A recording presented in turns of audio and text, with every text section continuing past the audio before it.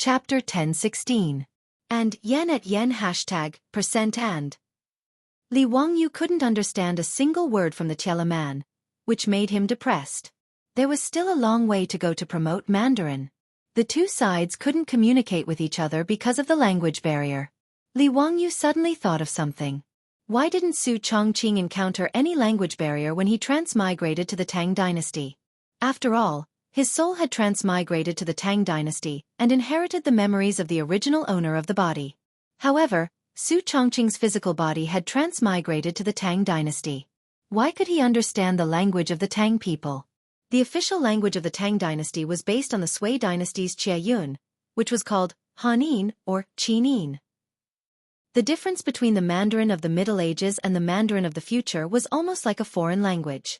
However, Su Chongqing didn't have any language barrier when he transmigrated. This was very interesting. Did transmigration come with a translation system? While Li Wangyu's imagination was running wild, the Tiela man saw that the two of them were like chickens and ducks, unable to communicate at all.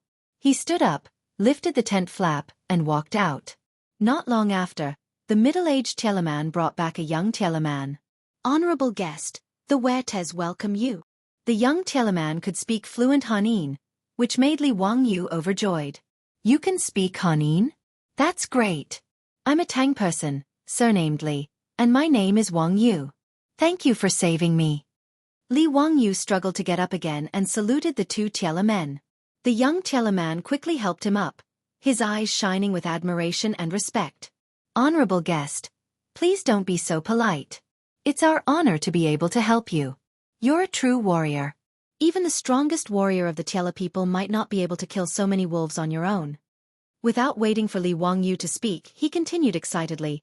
"I brought some people to follow the direction of the wolf pack, and actually found a total of 26 wild wolf corpses.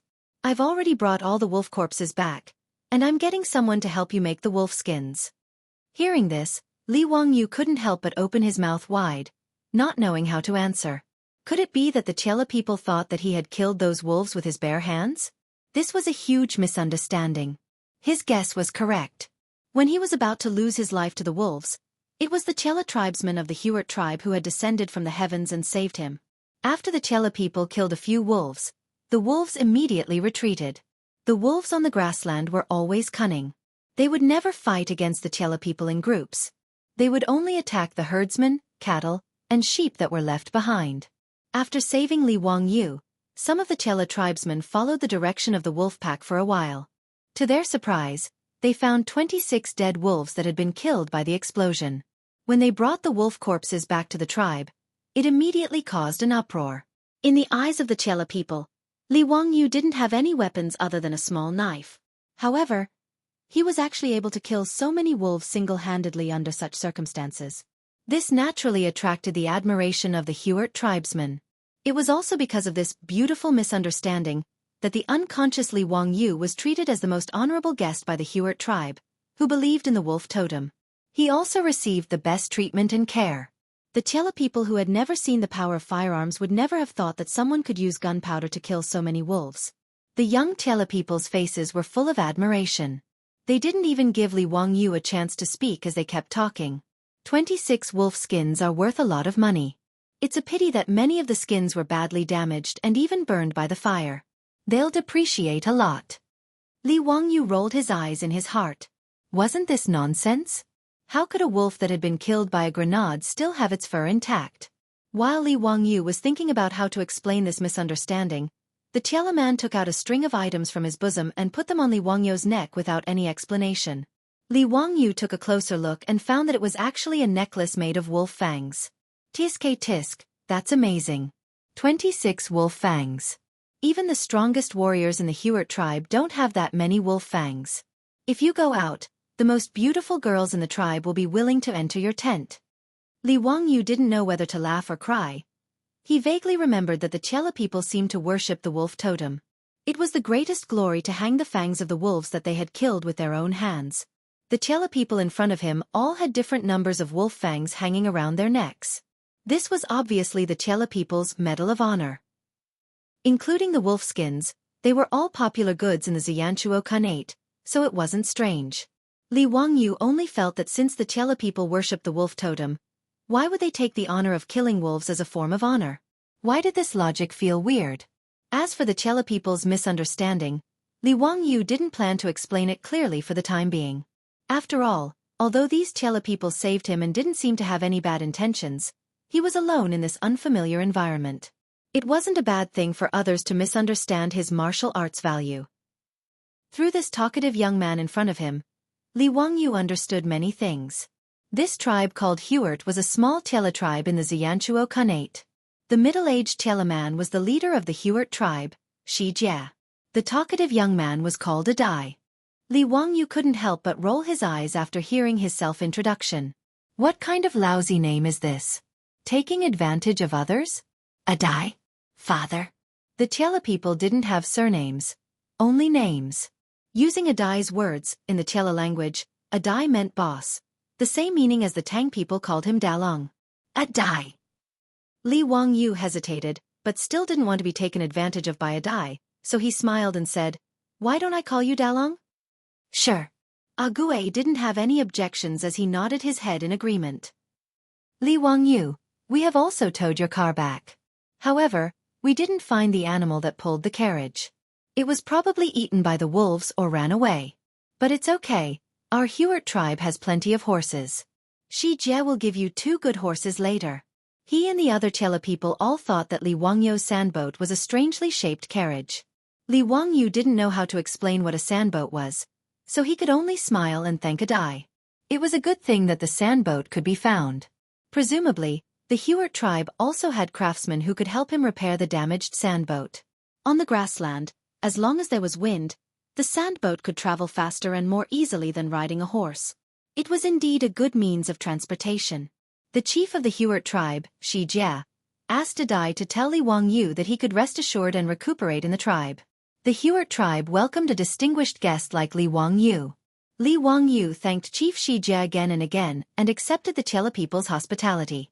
No matter how anxious he was and how much he wanted to rush back to Chang'an, falling from the high-speed sandboat did indeed cause him serious injuries. He needed time to heal. While the 3 of them were chatting, the tent flap was opened again. A young lady from the Heart tribe walked in with a ceramic bowl. After exchanging a few words with her, Ague placed the bowl in front of Li Wangyu. "This is my younger sister, Yaruo. She personally cooked the meat soup for you. Quick, try it." Li Wangyu smiled and thanked him. He didn't stand on ceremony and picked up the bowl. He was indeed starving. After smelling the aroma of the food, he drooled even more. He couldn't wait to put a spoonful of meat soup into his mouth. In the next second, Li Wangyu couldn't help but frown. Chapter 10:17. Li Wangyu did not expect that the bowl of meat soup in his hand, which smelled so tempting, did not have any taste of salt. The meat soup without salt was not only not delicious, but also had a strong smell of blood in it. Even though Li Wangyu had suffered a lot in the desert robbers camp in the past year, eating plain tea and even leftovers, he still found it hard to swallow such a bowl of meat soup. But facing Chief Shi, Ague, and Yaruo's expectant eyes, Li Wangyu could only pinch his nose, resist the feeling of nausea, and gulp down the bowl of meat soup. After Yaruo left happily with the empty bowl in her hand, Li Wangyu asked Adi weakly, "Dung, why didn't you put any salt in the meat soup? Is it a habit of the Tiela people?" Ague nodded naturally. "Salt? Why should we put salt? When we Tiela people eat, we never put salt. Only you Tangs need to eat salt. You will get sick if you don't eat salt, but we Tiela people are not like that." Then, Ague patted his head in hindsight. "Aya, I forgot that you are a Tang, you need to eat salt. But we don't have any salt in our tribe. What should we do?" Li Wangyu held his forehead and was speechless. He remembered that he seemed to have read a saying in the later generations. It was said that the grassland people did not eat salt. Of course, people could not eat salt. The grassland people were not supermen who could not absorb the substances that were indispensable to human physiology from salt. The grassland people did not eat salt because they used beef and mutton as their staple food. When they processed the food, they would cook it with blood and animal milk, which contained more salt than plants. Therefore, they could absorb the salt that the human body needed. Of course, the grassland people did not eat salt. One of the important reasons was that there was almost no salt in the grassland. Although in the later generations, including Inner Mongolia, There were all kinds of mineral salt and lake salt. At least in the Tang dynasty, there was almost no salt in the grassland. All the salt had to be transported from the central plains, so the price was naturally high. It was not something that ordinary herdsmen could afford. In this way, it was not strange that the grassland people developed the habit of not eating salt. However, not to mention whether this was enough to satisfy the physiological needs of the human body, just the taste of the cooked food was hard for Li Wangyu to accept. Salt was the most important of all flavors. Without salt as a seasoning, the food tasted like wax and was hard to swallow. However, since the Hu root tribe didn't have any salt, Li Wangyu could only endure. After all, he was the one who needed help and was saved by the Hu root tribe. How could he ask for more? If there was no salt, then there was no salt.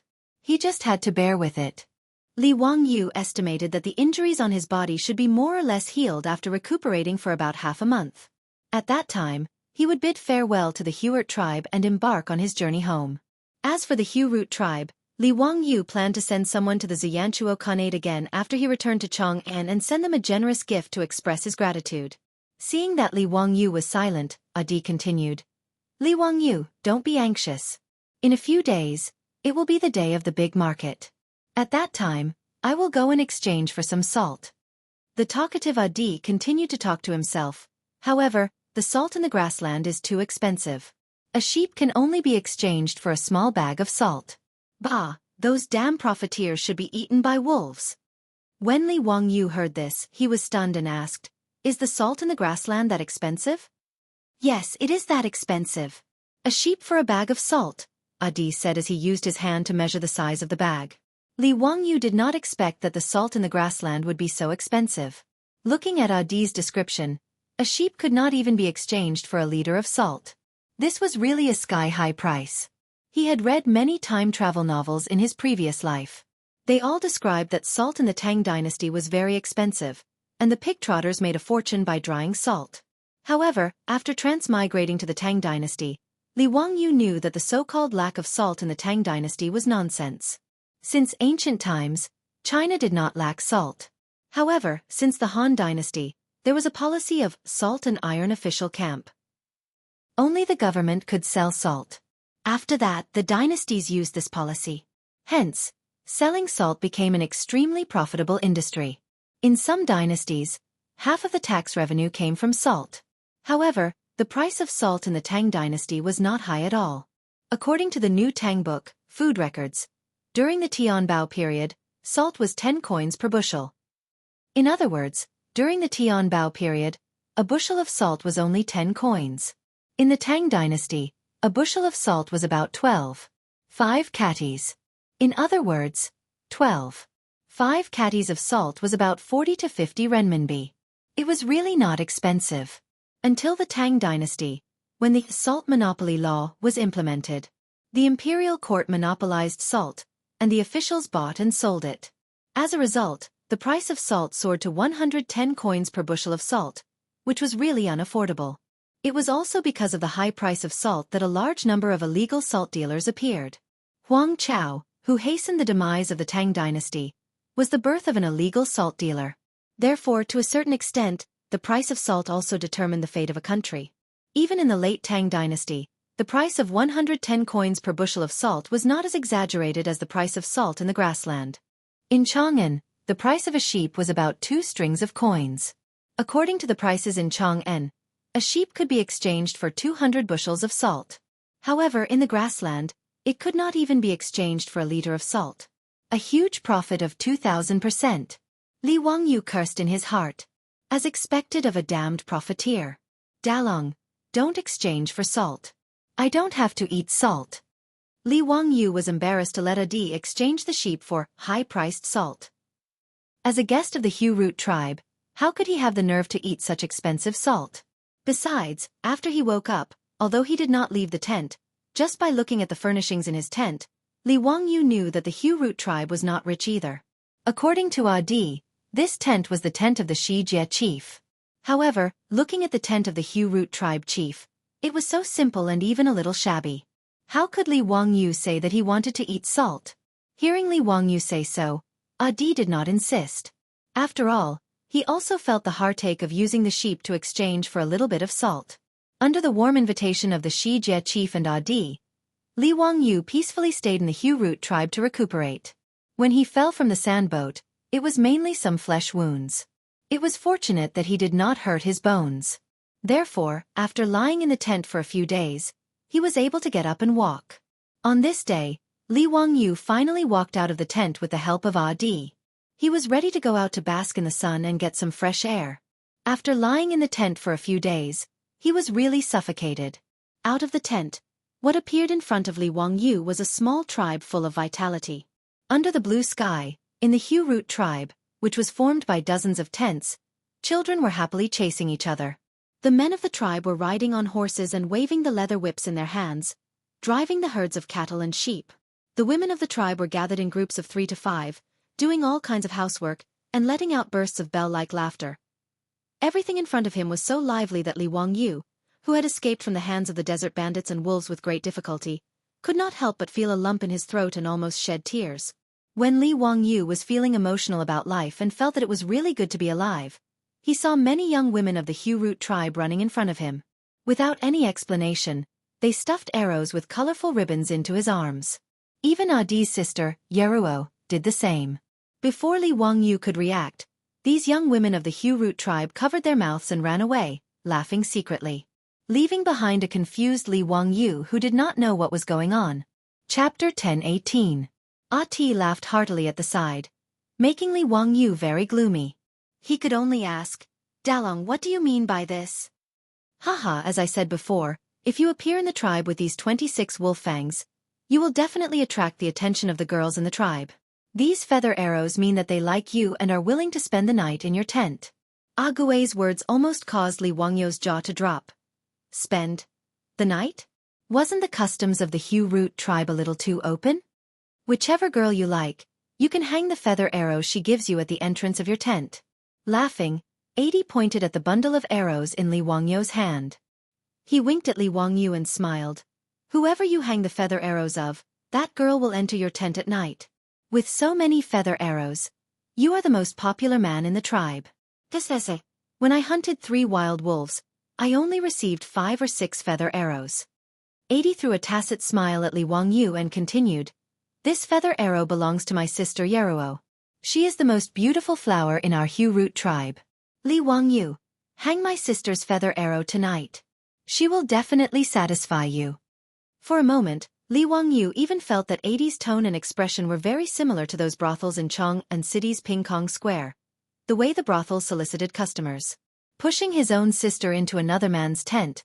Was this something a human would do? The corner of his mouth couldn't help but twitch as he murmured, "Don't you Chela people need to get married?" Adi looked at him strangely. "Get married? Why do we need to get married? We Chela people don't have this custom. The strongest man would gain the favor of more women and be able to give birth to stronger children. This way, the tribe will become stronger and stronger. A weak man doesn't deserve to be favored by women." Li Wangyu was completely speechless. The custom of the Chela people was really hard to accept. However, this might be the survival method of the grassland people. Although Li Wangyu felt that it was inconceivable, he did not want to comment on it. The grassland was a harsh environment, so the Chela people's way of survival and reproduction naturally had its reasons. Although Li Wangyu didn't agree, he wouldn't criticize and make irresponsible remarks. He couldn't help but lower his head to look at the pile of arrows in his hand. Li Wangyu wasn't some kind of Lu Xiaohui who could sit still in his bed. If he said that he wasn't moved by this kind of good thing where a girl took the initiative to hook up with him, then he would be lying to himself. However, all he cared about now was his wife in Chong'an City and their newborn child. He was not in the mood to sow and fertilize on the grassland. What's more, Li Wangyu wasn't a promiscuous person. Although apart from Su Chongqing, he still had Avro, the blonde girl from Europe, to accompany him. However, it didn't mean that he would only think with his lower body like a stallion. To Li Wangyu, being able to grow old with Su Chongqing and Avro in this life was already the greatest satisfaction in life. Of course, Li Wangyu didn't know that during this period of time when he was captured by the desert bandits, Su Chongqing had actually taken in a wife on behalf of his husband, and had married another wife for him and a new concubine. He would probably have a headache over this when he returned to Chong'an City. As for whether this fellow would be secretly delighted, that was unknown. Li Wangyu didn't hang those arrows at the entrance of his tent, which made the ladies of the Hu Root tribe very disappointed. When Adi's sister Yeruo delivered food to Li Wangyu, her eyes were full of resentment, as though she felt that Li Wangyu didn't understand her feelings. In this regard, Li Wangyu could only pretend to be an ostrich and pretend that he didn't see anything. The ladies of the Hu Root tribe were as passionate as fire, but Li Wangyu could only secretly apologize in his heart. He recuperated in the Hu Root tribe in peace, and after a few days, his injuries were mostly healed. At least he could move around without hindrance. One day, Adi ran over excitedly to find Li Wangyu. Li Wangyu, I found someone to fix that carriage of yours.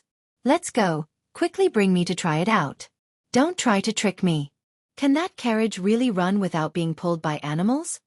Li Wangyu's sandboat had overturned because the wooden axle of the carriage had broken.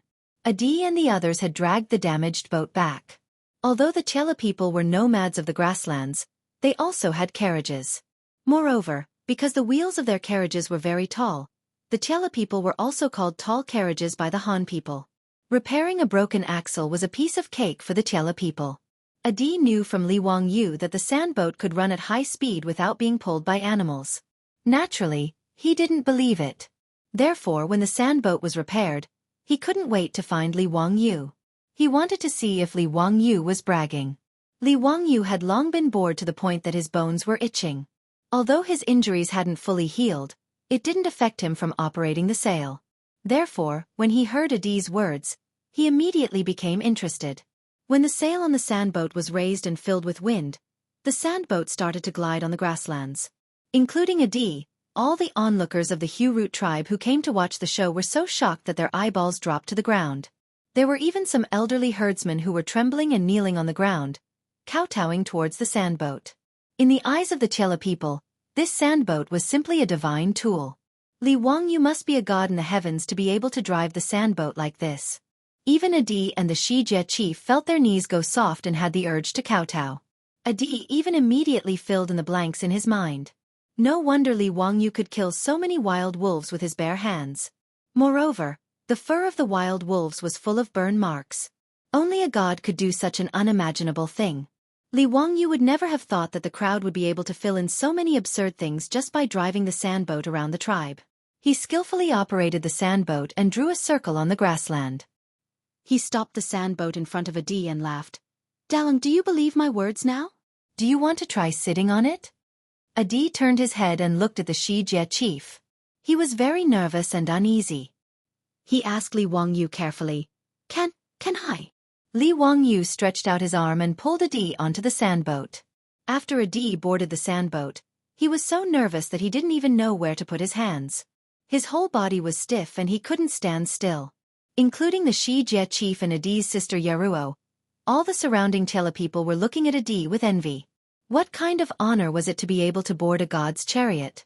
Li Wangyu didn't know that the people of the Hu Root tribe thought of him as a god. After instructing Adi to help him stand steadily, he raised the sail again and drove the sandboat to speed away. In the Hu Root tribe, some young herdsmen immediately jumped on their horses and started chasing after the sandboat as if they wanted to race with it. However, the wind on the grassland was quite strong today. The sails of the sandboat were filled with wind, pushing the sandboat faster and faster. It didn't take long for Li Wangyu to drive the sandboat out of the vision of the horsemen and out of their sight. This made the people of the Hu Root tribe even more certain that Li Wangyu was a god. He didn't need animal power, but even the fastest horse couldn't catch up with him. Other than a god, who else could do it? A group of unruly Chela people pulled on the reins of their horses and dismounted. They then kowtowed in the direction of the sandboat. You can say that I'm weak, but you can't say that I'm weak. This is a matter of principle. Chapter 1019. With Adi on the sandboat, Li Wangyu didn't have to worry about losing his way. Therefore, he drove the sandboat carefreely and dashed across the grassland at lightning speed. In his later life, he had never traveled to the grassland. Now that he was about to return home, he was in a good mood and was intoxicated by the beautiful grassland in front of him. Chile Chuan, under the Yin Mountain. The sky was like a dome, covering the wilderness. The sky was vast. The wilderness was boundless. Cattle and sheep could be seen when the wind blew through the grass. A Chile song described the magnificent scenery of the grassland. Li Wangyu suddenly roared, releasing all the depression, longing and sorrow that he had felt in the past 1.5 years. After venting for a while, Li Wangyu felt extremely happy. After the initial hesitation and fear, Adai slowly got used to the unparalleled speed of the sandboat. Now that he saw Li Wangyu roaring, he couldn't help but roar as well. The two looked at each other and smiled. Adai finally recovered and didn't revere Li Wangyu as a god like before. Adai used the Tiela language to sing a song of the Tiela people. Although Li Wangyu couldn't understand the simple and resounding melody, he could feel the content of Adai's song.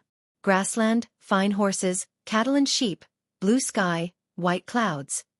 Li Wangyu drove the sandboat and ran on the grassland for more than an hour. Only when the sandboat reached the vicinity of a lake did he lower the sail and stop the sandboat by the lake. When he and Adai went out, they didn't bring a water bag. Now that they felt thirsty, they prepared to go to the lake to drink. Today's rivers and lakes were all natural and pollution-free water sources. Even if it was a small stream that could be found everywhere, Li Wangyu believed that the quality of the water source would be far better than the sweet and pure water from the porters of nature in his later life. Therefore, when he saw a lake, he prepared to drink some lake water to quench his thirst. However, Li Wangyu also felt that it was strange that such a large lake didn't have any birds or animals.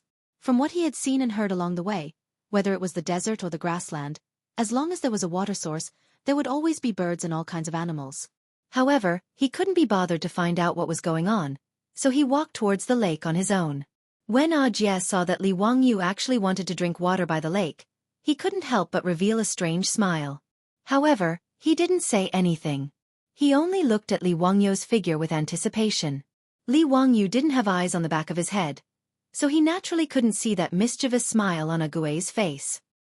He walked to the lakeside, squatted down, and scooped up a handful of clear lake water with both hands and sent it into his mouth. The next second, Li Wangyu choked. With a pfff, he spat out all the water that he had just drunk. His clothes were also drenched by the lake water, making him look very miserable. Only then did Gui burst out laughing. He held his abdomen and laughed so hard that he couldn't even straighten his back. Ha ha ha, Li Wangyu, you really aren't a god. You don't even know that the water in this bitter salty lake can't be drunk. Gui finally confirmed that Li Wangyu was a living human. He laughed so hard that tears came out of his eyes. Even the children in the tribe know that this bitter salty lake can't be drunk. Didn't you see that even birds don't come to drink this lake water? Haha, I'm dying of laughter. Li Wangyu wiped his mouth angrily and glared at Gui. Dalong, you actually didn't remind me. That's too much. The lake water that he drank just now was bitter, astringent, and salty. It was just like the seawater that he accidentally choked on when he was swimming by the sea in his previous life. It was completely inedible. No wonder there weren't any birds resting in this lake. It turned out that this lake was actually a saltwater lake. It wasn't strange that there were saltwater lakes in the prairie. Li Wangyu stood up angrily and shook off the water stains on his hands. Just as he was about to complain about Gui, this rascal, his body suddenly stiffened. He then turned his head and looked at the lake in front of him again. Saltwater lake? Salt. He suddenly clapped his hands. Haha, Gui, your tribe is going to be rich. Salt, this is salt.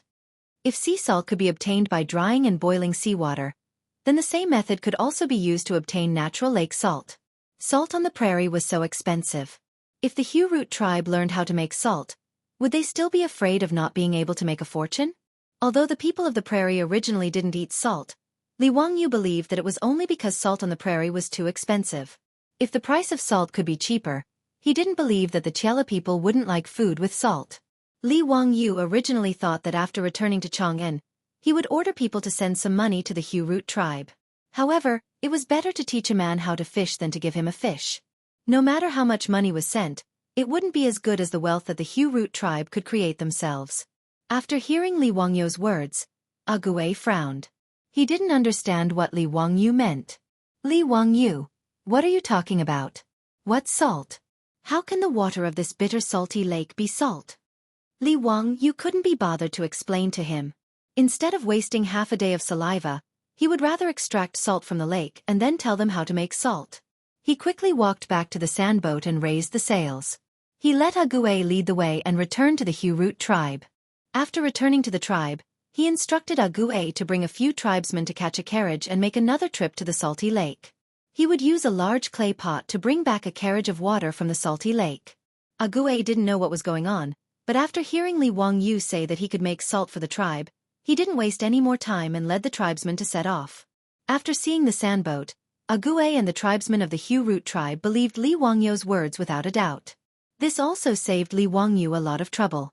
After Ague led the tribesmen to retrieve the water from the salty lake, Li Wangyu immediately began to arrange for him to boil salt.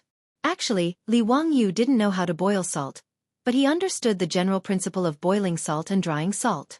It was to use high temperature or sunlight to evaporate the water in the water, allowing the salt to continuously condense. After the water evaporated, what was left was solid salt.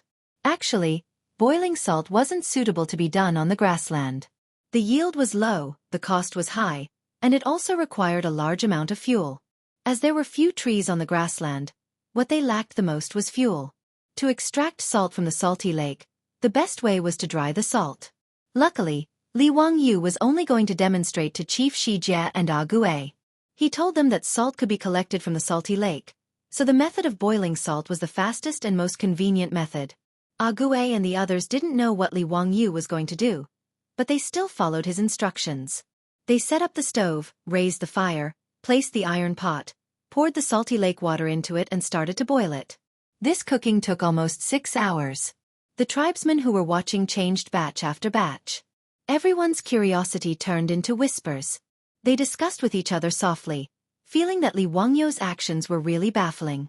Can salt be produced by boiling the water? Who has heard of this before?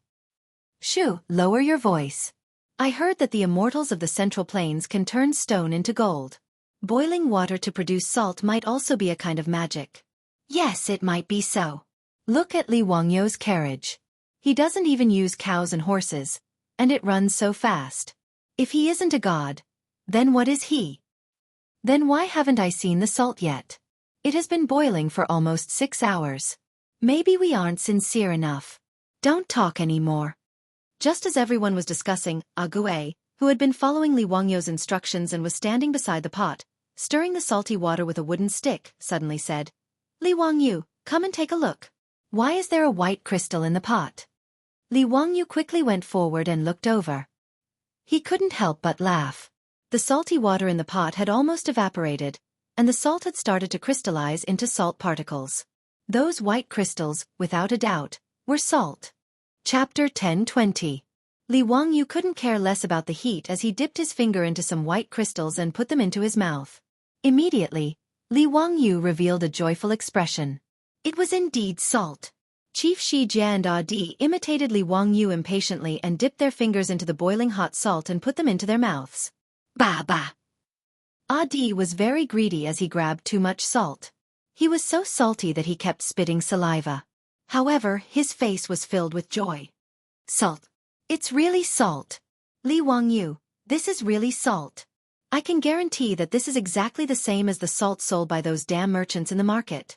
Chief Shijie was also so excited that he danced with joy as he shouted in a language that Li Wangyu couldn't understand. Following Chief Shijie's words, the Hu Root tribe was in an uproar. The crowd of onlookers all crowded towards the stove where the salt was being boiled. Li Wangyu was so scared that he quickly dodged to the side, afraid that he would be pushed into the iron pot by the crowd and be forced to perform a tragic act of stewing himself in the iron pot. Actually, the salt that was boiled from the salty lake water wasn't suitable to be eaten directly. Because the lake water contained various impurities, it still needed to be filtered and precipitated with clean water. After that, the salt would be boiled again to obtain edible table salt. However, Li Wangyu didn't intend to stop the crowd. After all, they were just excited and wanted to taste the taste of the salt. It wasn't a big deal. Although the Chela people didn't eat salt, they knew how precious it was. If their tribe could produce salt, how much benefit would it bring? Even these simple grassland herdsmen couldn't help but widen their eyes and breathe heavily after tasting the taste of the salt. Their eyes turned red. The entire Hu Root tribe was in an uproar. The Chela people sang again in a language that Li Wangyu couldn't understand. They danced around the stove where the salt was being boiled and were extremely jubilant. Li Wangyu, who was injured, was forcefully pulled down by Yarua to sing and dance with the crowd. Unfortunately, Although Yerua was Adi's sister, she couldn't speak Chinese. Li Wangyu couldn't communicate with her and could only respond with a silly smile. Leader Shi Jie immediately ordered his men to drag a few fat sheep over and prepared to slaughter them for celebration. When Li Wangyu saw this, he hurriedly went to find Jian and asked him to tell Chief Shi Jie if he could take care of the sheep today. The mutton of the grassland was indeed delicious, but Li Wangyu felt that the way the Tiela people handled the mutton was a waste of natural resources. Now that he had salt, he no longer wanted to eat those bland and tasteless foods that reeked of blood. With regards to Li Wangyu's request, Chief Shi Jie naturally nodded in agreement. After the few fat lambs were killed, Li Wangyu led Ague to get busy. There were not many seasonings in the Hu Root tribe, but Li Wangyu did not care so much. Under the circumstances of simplicity, he arranged a whole lamb feast. Roasted whole lamb, stewed lamb, mutton soup, stir-fried mutton offal. Li Wangyu, it was a pity that he didn't have cumin. Otherwise everything would be perfect. But even so, the men, women, and children of the Hut tribe almost stuffed themselves to death after eating the whole lamb feast. Since ancient times in Huaxia, salt was the most important of all tastes. Without salt, any delicacy would be greatly discounted. Li Wangyu remembered that in the future, he had seen a documentary about food. It said that saltiness was a kind of spiritual experience distributed on the tip of one's tongue. Therefore, salt would bring a strong stimulation to the taste buds. Regardless of whether this saying was true or not, when salt was added to the whole lamb feast, the Hut tribe had a new understanding of the taste of mutton. Diane's mouth was full of oil, and his stomach was so bloated that he didn't want to move anymore. He slumped beside Li Wangyu and said excitedly, "Li Wangyu, I finally understand why those damn salt would be sold at such a high price." He regained his talkative nature and continued to ramble. "Li Wangyu, we can still make more salt, right? Our tribe will have an endless supply of salt to sell in the future. Haha, our Hut tribe will be the richest and strongest tribe on the grasslands in the future. Li Wangyu, I really don't know how to thank you, but I swear to the gods that you will always be the most honorable guest of the Hut tribe. No matter what you need in the future, our Hut tribe will not frown even if we have to climb a mountain of swords or plunge into a sea of fire." Diane's words warmed Li Wangyu's heart. He knew that these grassland men were the same as the Guanzhong men. They would never go back on their words. During this period of time, he stayed in the Hut tribe to recuperate. Only then did he know that Jian was actually Chief Shi Jie's son. It was just that the Tiela people didn't have the custom of marriage, so Jian didn't call Shi Jie his father. However, Jian was the recognized next chief of the Hut tribe. Therefore, matters such as going out to purchase resources and dealing with other tribes were all handled by Jian. It was also because of this that Jian learned the Chinese language from the Tang dynasty's caravans that sold goods on the grasslands. Therefore, what Jian said just now also represented the will of Chief Shi Jie and the Hut tribe to a certain extent. Li Wangyu patted Diane's shoulder gratefully, although he didn't feel that he needed the Hut tribe to repay him. The great success of cooking salt made the Hut tribe even more convinced of Li Wangyu's words. Li Wangyu also prepared to teach Jian how to dry salt before he left. Jian led the strong young men in the tribe and all followed Li Wangyu to the side of the saltwater lake. In order to dry salt, they still had a lot of work to do. As there was no lime on the grasslands, Li Wangyu also couldn't make volcanic ash to replace cement. Therefore, in order to dry salt on the grasslands, they had to move stones and build evaporation and crystallization ponds to dry salt. This wasn't a small project. During this period of time, Li Wangyu, Jian and the rest directly moved their tents to the side of the saltwater lake.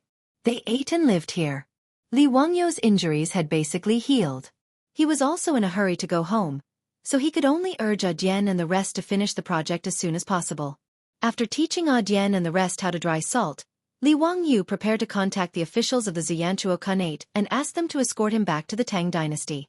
When Li Wangyu led Jian and the rest to the saltwater lake, the Hut tribe also became busy. The women in the tribe were busy tying up sheepskin, cowhide and other things and moving them onto the tribe's horse carriages. The grassland bazaar was about to start. According to the usual practice, the Hut tribe would set off to the bazaar to sell their goods and exchange them for various necessities. Originally, it was Jian who brought people to the bazaar. However, now that Jian was busy beside the saltwater lake, Chief Shi Jie prepared to personally go to the bazaar to complete the transaction. The last time Li Wangyu cooked salt, he produced a total of 7 to 8 caddies of salt. Chief Shi Jie also prepared to bring all of it, intending to test if the salt produced by his tribe had a market. After everything was ready, Chief Shi Jie led people and drove the horse carriages to participate in the bazaar over 200 li away. But no one would have expected that his departure would bring a calamity to the Hu Root tribe. Chapter 1021. Li Wangyu and 80 led the hundreds of young men of the Hu Root tribe and busied themselves beside the saltwater lake for nearly a week. Beside the saltwater lake, the evaporation pond and crystallization pond, which were built by piling stones to dry the salt, had begun to take shape. It wasn't easy to build these two small saltwater ponds. Every day, the young men of the Hu Root tribe had to ride horses to the Gobi Desert, which was dozens of miles away, to find stones of suitable size, and then use horses to transport them back. After a certain amount of polishing and cutting, they were pieced together seamlessly. The work was very hard, but none of the men of the Hu Root tribe, including 80, the future leader of the tribe, complained. No matter how much they sweated, these Tiela people's faces were always brimming with smiles. Every time they rested, 80, the chatterbox, would pester Li Wangyu and chatter about his beautiful vision for the future. Li Wangyu, how much do you think we should sell our salt? How about a scoop of salt for a sheep? Haha, it will definitely anger those damn profiteers to death. Dalong, from now on, your tribe will have as many sheep as the clouds in the sky, haha. Li Wangyu also hoped that the simple and honest Hu Root tribe would have better days. He laughed heartily and patted 80's shoulder. 80 also laughed heartily. Just as he was about to say something, he saw a fast horse galloping towards them from the grassland. Li Wangyu found the middle-aged Tiela man on the horse's back familiar. He should be from the Hu Root tribe. However, his current appearance, which was covered in blood, gave Li Wangyu a fright. Before the man, who was covered in blood, could reach 80, his body tilted and he fell from the horse's back. Li Wangyu just noticed that the man's body was covered with bloody wounds. Blood had already dyed the clothes of this middle-aged Tiela man and the horse he was sitting on. 80 and the others rushed forward and held the man, preparing to save him. However, the man only had time to say a few words to 80 and the others before he stopped breathing due to his severe injuries. Li Wangyu couldn't understand the Tai La language, so he didn't know what they were talking about. However, the reaction of Adai and the others gave him another shock. Including Adhii, all of the Tiela people showed grief and indignation after hearing the words of the person who came. With a furious roar, 80 pulled out the knife on his waist and roared at Tai Lu. All the Tiela people's eyes turned bloodshot. After calling for their mounts, they immediately leapt onto their horses and charged out. Li Wangyu hurriedly shouted at 80, Dalong, what happened? Our tribe was attacked and we suffered heavy casualties.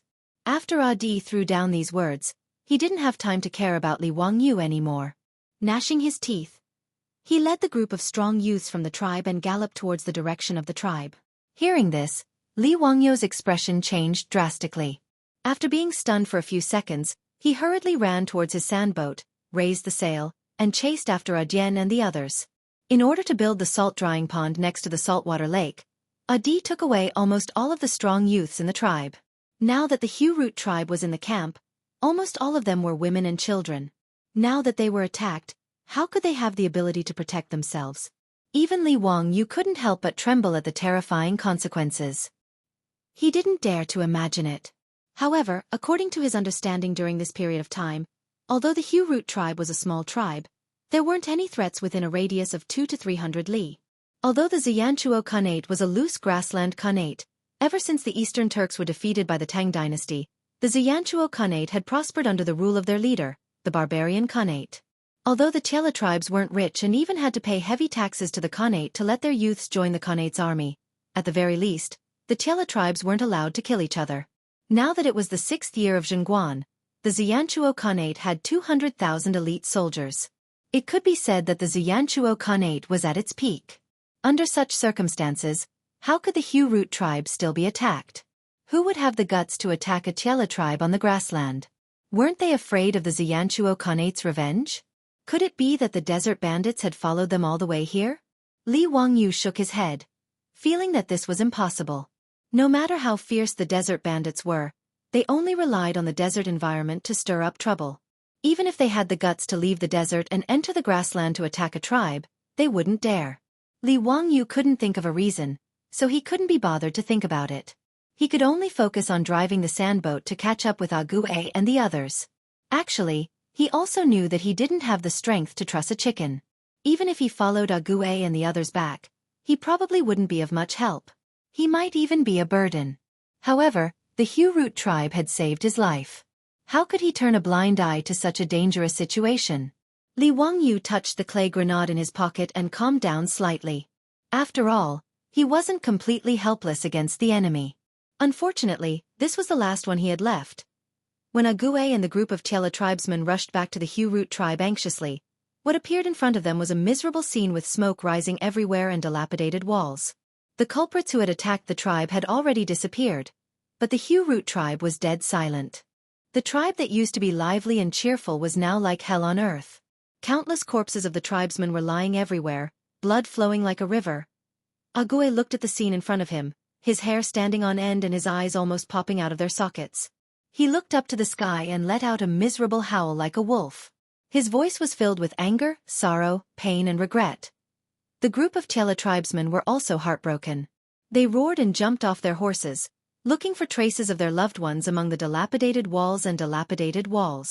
Li Wangyu stared blankly at the scene in front of him, his body trembling uncontrollably.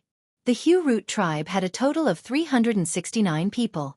Excluding the 127 people who followed Ague to build the salt drying pond at the saltwater lake, the remaining 242 people, including the tribe leader, the children, and the women, were all killed.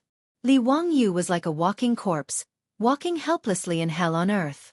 He stared blankly at Ague who was carrying his sister Yaruo's corpse and walking over. This beautiful Tiela girl's eyes were tightly shut, her face was as pale as a sheet of paper, and there were several bloody wounds on her body. Li Wangyu was finally like Ague and the others. He clenched his fists and let out a roar like an injured beast. His eyes were tightly shut, and tears flowed out uncontrollably. Because of the language barrier, he had never spoken to Yaruo before. However, ever since he was saved by the Tiela tribesmen, Yaruo had been taking care of him. Scenes of him interacting with Yaruo flashed in front of Li Wangyu's eyes. This beautiful Tiela girl, who served him meat soup, cleaned and bandaged his wounds, and gave him ribbons and arrows with a sweet smile, had suddenly died in her most beautiful youth. Li Wangyu's eyes were bloodshot. At this moment, he only wanted to pull out his sword and kill. However, the murderers who attacked the tribe had indeed retreated. The group of Tiela men were howling in grief, venting the pain in their hearts. The anger of revenge almost burned them to ashes. Ague's eyes were almost bleeding. He pulled out the sword from his waist and slashed around, venting the anger and sorrow in his heart. Li Wangyu suddenly stood up, looked around, and yelled at Ague. "Tang, bring your men with you. We're going to chase after the murderers and take revenge." "Chase my ass. The murderers have been gone for at least 2 hours. How are we going to chase after them in this vast grassland?" Looking at the cold and stiff corpses of his family members in the tribe, Ague could roughly guess the time when the tribe was attacked. The tribe was 50 to 60 miles away from the saltwater lake. The tribesman who had luckily escaped and risked his life to deliver the message would need at least an hour on horseback. Added with the time they took to get back, how were they going to find the murderers? Li Wangyu silently picked up a sword from the ground and held it tightly in his hand. He slowly shook his head and stared at Ague. "No, they can't have gone far." Author's note: something happened yesterday, so I stopped updating. I'll try to make up for it in the next 2 days. Chapter 1022. Li Wangyu's words made Adi stand up abruptly. "Why do you say so?" Many of the Tiela tribesmen who heard the Chinese voice stopped roaring and looked at Li Wangyu with red eyes, waiting for his explanation. Li Wangyu sneered and pointed to the surroundings of the tribe. "Delung, how many cows and sheep are there in the tribe? Are they still there? Where do you think these cows and sheep have gone?" Adi was stunned for a moment. After looking around, he immediately understood. He immediately pulled out his knife and said with a ferocious face, "Those bastards, they even took away the cows and sheep in the tribe. They couldn't have left quickly." The Tiela tribesmen also realized that thousands of cows and sheep in the tribe had disappeared. The only possibility was that they had been taken away by the attackers. Cows and sheep were different from horses. Their speed was limited. Even if the attackers had left for more than 2 hours, they couldn't have gone too far. The flame of revenge almost made the Tiela tribesmen lose their minds.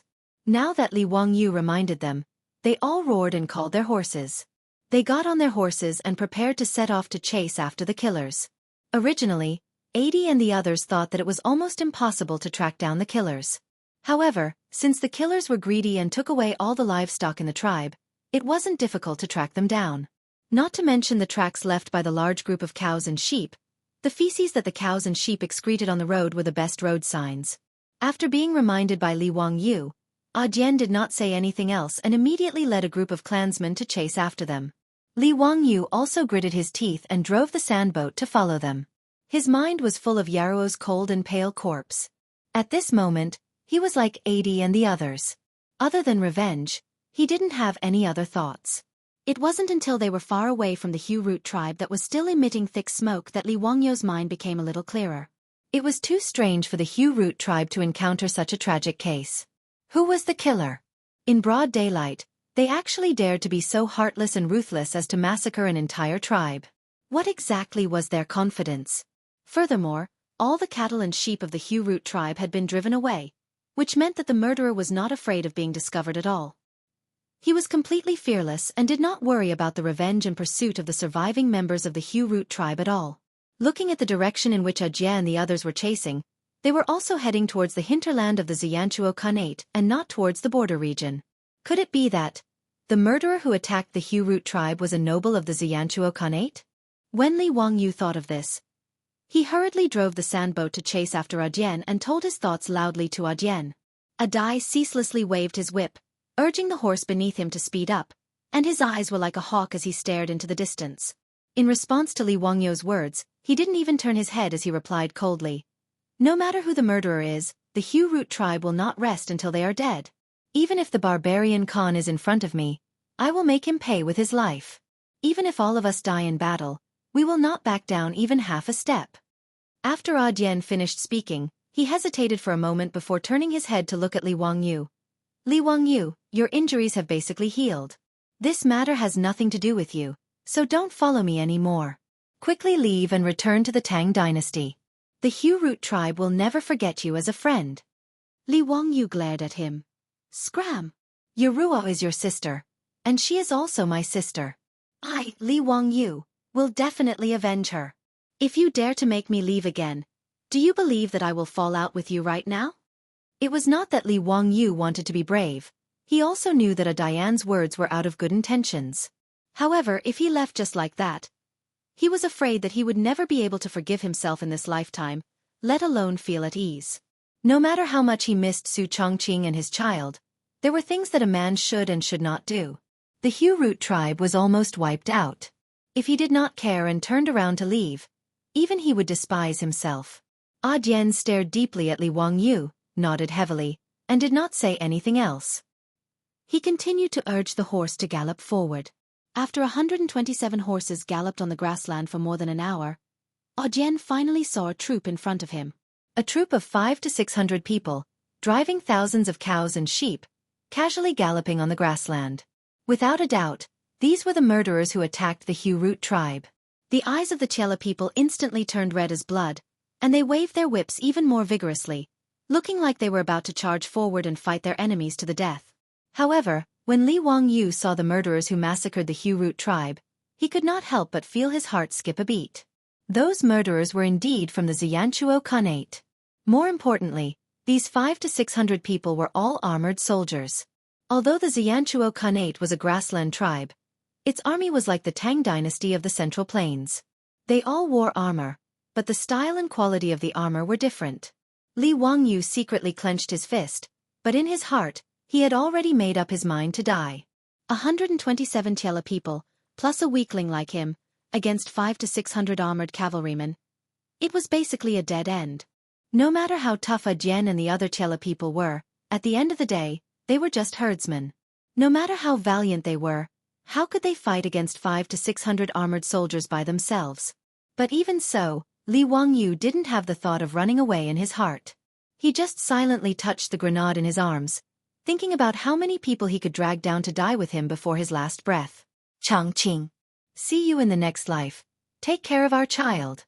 Li Wangyu silently said goodbye to his wife again in his heart. He resolutely gripped the hand that was controlling the sail, and followed closely beside Jian. Over 100 horses of the Hu Root tribe galloped over, causing a huge commotion. When the Xianchuo cavalrymen who had massacred the Hu Root tribe realized that someone was chasing after them, they did not panic at all. Instead, they stopped moving forward, jumped off their horses, and formed a battle formation, waiting calmly for Jian and the others to come closer. Li Wangyu, who was on the sandboat, naturally understood this abnormal behavior, but he couldn't help but feel suspicious. The Hu Root tribe came for revenge. Although these murderers had the advantage in numbers, what was the meaning of dismounting and forming a battle formation? Could it be that these Xianchuo cavalrymen were so arrogant that they thought they could defeat Jian and the other herdsmen by dismounting? If that was the case, they might still have a chance to live today. However, Li Wangyu did not expect that when Jian led the cavalrymen to a distance of 1 mile from the cavalrymen, he suddenly pulled the reins and stretched out his right hand, indicating for everyone to stop. Li Wangyu was puzzled, so he asked, "Dalong, why did you stop?" Even though he had never been in a battle formation, he knew the principle of finishing in one go. Since the other party had already dismounted, how could they let go of such a good opportunity? At this moment, shouldn't they charge forward and use the speed and charging force of the cavalrymen to defeat their opponents in one go? Jian did not reply, but jumped off his horse and pulled out his saber. Those Chela people also jumped off their horses, pulled out their weapons, and silently stood behind Jian, forming a battle formation. "Li Wangyu, since you don't want to leave, then you are my brother. Haha, today, you and I are going to die together. It's a fortunate thing. Stand by my side and we'll charge together." Li Wangyu was completely dumbfounded. What was going on? Chapter 10:23. Cavalry getting off their horses and forming a battle formation?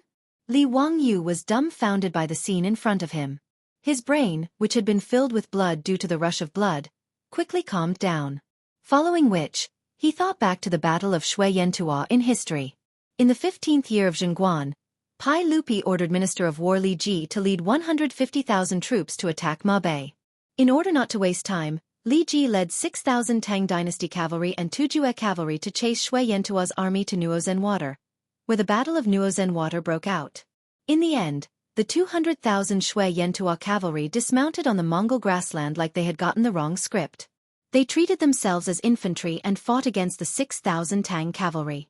The 200,000 Shui Yantua's dismounted cavalry were brutally beaten by the 6,000 Tang cavalry and were defeated like a landslide. 3,000 of them were beheaded, 50,000 were captured, and the rest fled to Ma Bei. Along the way, there was heavy snow, and most of the Shui Yantua people died from the cold. Of the 200,000 troops, only 20,000 managed to escape. This battle also gave rise to Li Ji's achievements. When Li Wangyu read history books, he felt that the Shui Yantua people's brains must have been kicked by a donkey. The grassland nomadic cavalry actually dismounted during battle, turning cavalry into infantry. How stupid were they? However, Shui Yantua's dismounted cavalry formation was the traditional battle formation of the Shui Yantua Khanate. At that time, the Eastern Turks were really strong, and they taxed excessively, causing the Chela people to suffer. In the 2nd year of Zhengguan, the barbarian man led his troops to fight against the Turks. Sheli Khan sent troops to suppress the Chela people, but he did not expect that the Turks would be defeated by them. It was because the barbarian man defeated the Turks that his prestige rose, and the Chela people chose him to be the Khan, establishing the Shui Yantua Khanate. The method that the Chela people used to defeat the Turks was to dismount and form a cavalry formation. They all won with their men, but they did not use their mounts. 5 men in a group, 1 on the horse, 4 in front. The order was, if you win you ride and chase. If you lose you die. Shui Yantua's strategy was to form a group of 5. One of them would be in charge of the 5 horses, while the other 4 would fight on foot. If they won, they would pursue on horseback. If they lost, they would retreat on horseback. To Shui Yantua's cavalry, horses were only a means of transportation and not a fighting force. To the people of the grassland, this was a wonder. However, such a dismounted cavalry formation was able to defeat the Turkic cavalry, who were at the peak of their power. Whether it was the cavalry of the Eastern Turks or the Western Turks, Shui Yantua would always use this move. Moreover, he would win every battle. This made Shui Yantua's people even more superstitious about dismounted cavalry. It was not until the 15th year of Zhengguan that Shui Yantua's dismounted cavalry formation was taught a lesson by the iron cavalry of the Tang dynasty that this strange tactic died out. Li Wangyu recalled the history of the Tang dynasty and immediately understood why those Shui Yantua cavalry dismounted and formed a formation, and why Adian and the other Tiela people also dismounted. Was there something wrong with his head? One must know that cavalry was the most invincible army in the era of cold weapons. Giving up on being a cavalry with plus 100 combat power and jumping off the back of a horse to become a foot soldier, this was simply crazy. Immediately he jumped down from the sand boat, grabbed Adian and roared, "Dang, wait! You can't fight like that. This is just courting death. Quickly get on the horse, I have a way to defeat them." Adian and the others were already prepared to charge. Being burned by the flames of vengeance, how could he listen to Li Wangyu's words? "Li Wangyu, let go." Adian pulled Li Wangyu to the side and explained, "We Tiela people have always fought like this. Horses can't break the formation at all. Hee, this is how the Turks were defeated by us Tiela people. Listen to me, Dalong. If you charge over like this, you are just courting death. Today, we don't plan to go back alive. If they don't die, we will die. None of us Hu Root men are afraid of death." Adian did not listen to him at all. Li Wangyu was so anxious that his face turned red. He opened his arms and stood in front of Adian. "Bullshit. They are already dead. Who will avenge Yaruo? Dalong, do you believe me? Listen to me, I guarantee that we can defeat them. If you don't listen to me, then just step over my body." Adian was startled by his roar. He looked at the group of Tiela people and did not know how to respond. The Tiela people were not afraid of death, but more than 200 people in their tribe were slaughtered. Of course, they wanted to avenge this blood debt. If they did not care about the consequences and fought with their lives, they would die. However, they were not willing to let their enemies leave so easily. Li Wangyu was a Tang man who they picked up from the grassland. Although he was thin and weak, his abilities made everyone gasp in admiration. Whether it was the sand boat that could run without animal power or boiling salt in water, Adian and the others were amazed. Many of them even treated Li Wangyu as a god. Adian hesitated for a moment. He gritted his teeth and asked, "Li Wangyu, tell me, how can we defeat those bastards?" Li Wangyu's eyes flashed as he pointed at the horses behind them and said, "Mounted archery." Mounted archery? Adian did not understand what Li Wangyu meant. "Yes, mounted archery." Li Wangyu nodded his head confidently. In his eyes, dismounting cavalry like Shui Yantua was putting the cart before the horse. No wonder the Shui Yantua Khanate was defeated by the Tang army not long after it existed. As for the Turks, they were even weaker. They could not even break the dismounted cavalry formation of the Tiela people, which was a joke. No wonder the Turks were chased to the west by the Tang army. Although Li Wangyu had never been in a war before, as a military fan, he knew that the strongest cavalry in history was the Mongol cavalry during the Genghis Khan era. The tactics of the Mongol cavalry were split into the Mongol light cavalry and the Mongol heavy cavalry. The Mongol light cavalry was famous for their mounted archery, and they were the nightmare of infantry. With 100 men in a group, they would walk outside the infantry formation and shoot out arrows to kill the infantry. Before the two armies clashed, the Mongol light cavalry would be able to kill large amounts of enemy troops from afar, causing them to fall into chaos. Following which, the Mongol heavy cavalry would quickly charge forward and crush the enemy like a mountain pressing down on them. The Mongol cavalry relied on such tactics to conquer 2/3 of the Eurasian continent with a small race of less than 2 million people. In Li Wangyu's eyes, the Tiela people of the Hu Root tribe were also good at mounted archery. It was just that they did not find the right tactic. While both sides were talking, the 500 to 600 Shui Yantua soldiers seemed to be getting impatient.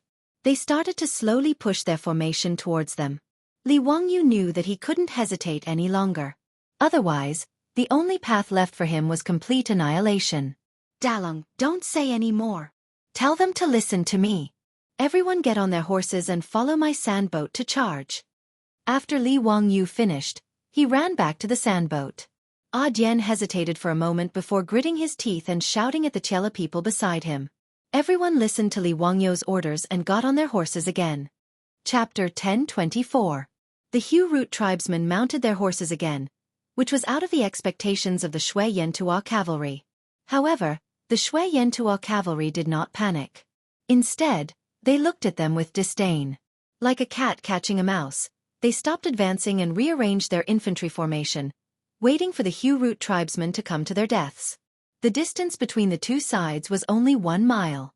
When Dian led all the Hu-Root tribesmen to mount their horses, Li Wangyu immediately drove the sandboat and charged towards the Shui Yantua cavalry formation. Although Dian and the rest did not understand what Li Wangyu wanted to do, they could only grit their teeth and follow. Seeing that the Hu-Root tribesmen dared to charge at their formation, the Shui Yantua cavalry showed a ferocious smile. They listened to the command of the centurion and drew their bows, waiting for the Hu-Root tribesmen to step into the land of death. The range of the longbow was 200 meters. As long as the Hu-Root tribesmen continued to charge at the infantry formation, they would be the first to be baptized by the rain of arrows. Then, the Shui Yantua cavalry would advance in a square formation and use the steel blades in their hands to reap the lives of the enemies. This tactic had been proven to be very effective in the many battles the Shui Yantua Khanate had against the Turks. They also relied on the dismounted cavalry formation to beat the Turks into a sorry state. However, the Shui Yantua cavalry did not expect Li Wangyu to lead a group of Hu-Root tribesmen to charge straight at them. Just as they were about to enter the range of the arrows, he controlled the sandboat to draw an arc in front of the Shui Yantua cavalry formation and went around them.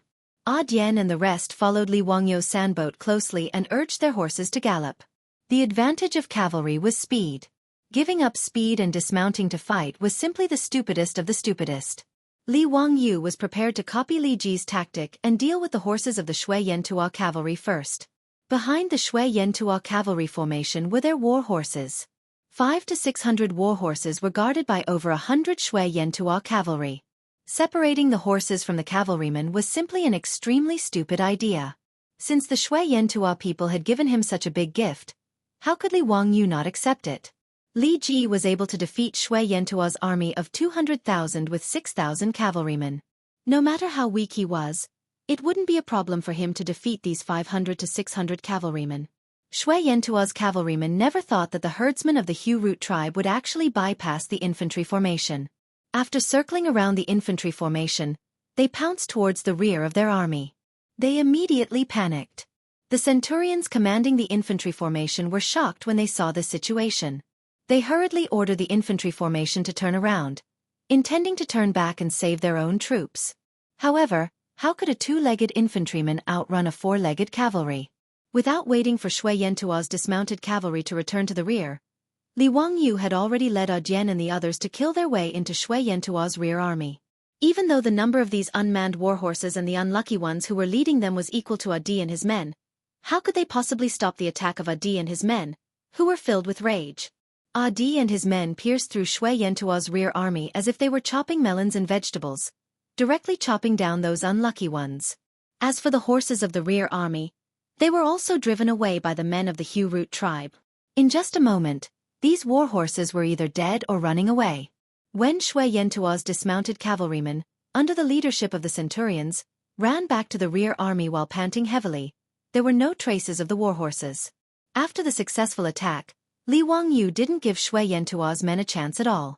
He had already led Di and his men far away. Without the war horses of the rear army, this group of dismounted cavalrymen of Shui Yantua was just a tortoise in Li Wangyu's eyes. They couldn't run away. They couldn't fight.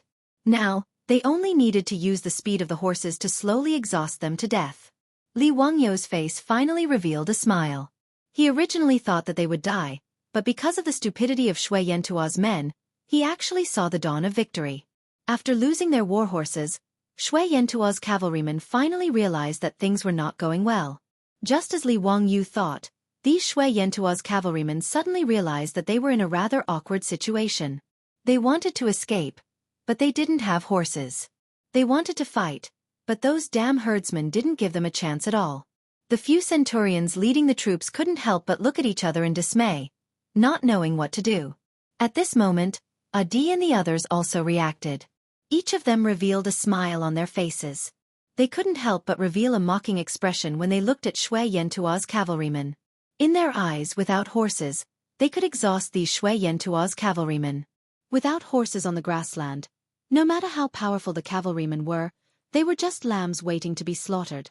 At this moment, Li Wangyu was also in high spirits. He pointed at the terrified Shui Yantua's cavalrymen who were huddled together and laughed. "Tang, how is it? Do you have the confidence to kill them now?" Di's face revealed a cruel smile. He stuck out his tongue and licked his lips. They are dead meat. I definitely won't let them walk out of this grassland. Li Wangyu, leave the rest to us. Li Wangyu didn't try to show off. He nodded and prepared to watch this small-scale battle from the side. Just now, he had already explained to Adi how they should use the mounted archery tactic to exhaust these armored Shui Yantua's cavalrymen. Adi let the tribesmen rest for a moment to recover their horses. He then led the troops and charged towards Shui Yantua's cavalrymen again. The herdsmen of the Hu Root tribe didn't give Shui Yantua's cavalrymen any chance to attack them. Under Adi's lead, they followed Li Wangyu's instructions and constantly urged their horses to circle around the Shui Yantua's cavalrymen who were like tortoises. The bows in their hands constantly shot out arrows, slowly reaping the lives of the Shui Yantua's cavalrymen. The well-equipped Shui Yantua's cavalrymen were passively beaten. After Adi and the others killed close to 100 of them, they finally collapsed. The centurions and the cavalrymen couldn't restrain the troops anymore. Some of the Shui Yantua's cavalrymen who were scared out of their wits directly knelt down and surrendered. Some of them fled in all directions, hoping to escape with their lives. Those Shui Yantua's cavalrymen who fled in all directions became a meal for Adi and the others who were already in a killing frenzy. They urged their horses to chase after them and slash them down. No matter how fast a human could run, in this vast grassland, how could they possibly outrun a horse? Without much effort, those cavalrymen who tried to escape were slashed to the ground by the Hu Root herdsmen who were filled with anger. They lost all signs of life, while the other cavalrymen directly chose to surrender. A small-scale battle came to an end just like that. Out of the 500 to 600 well-equipped Shui Yantua's cavalrymen, 200 to 300 of them were killed. The rest were all taken captive. Adi led his men and gathered all the captives together, preparing to interrogate them. Adi and the others still didn't understand why the Hu Root tribe was brutally slaughtered by the Shui Yantua's cavalrymen.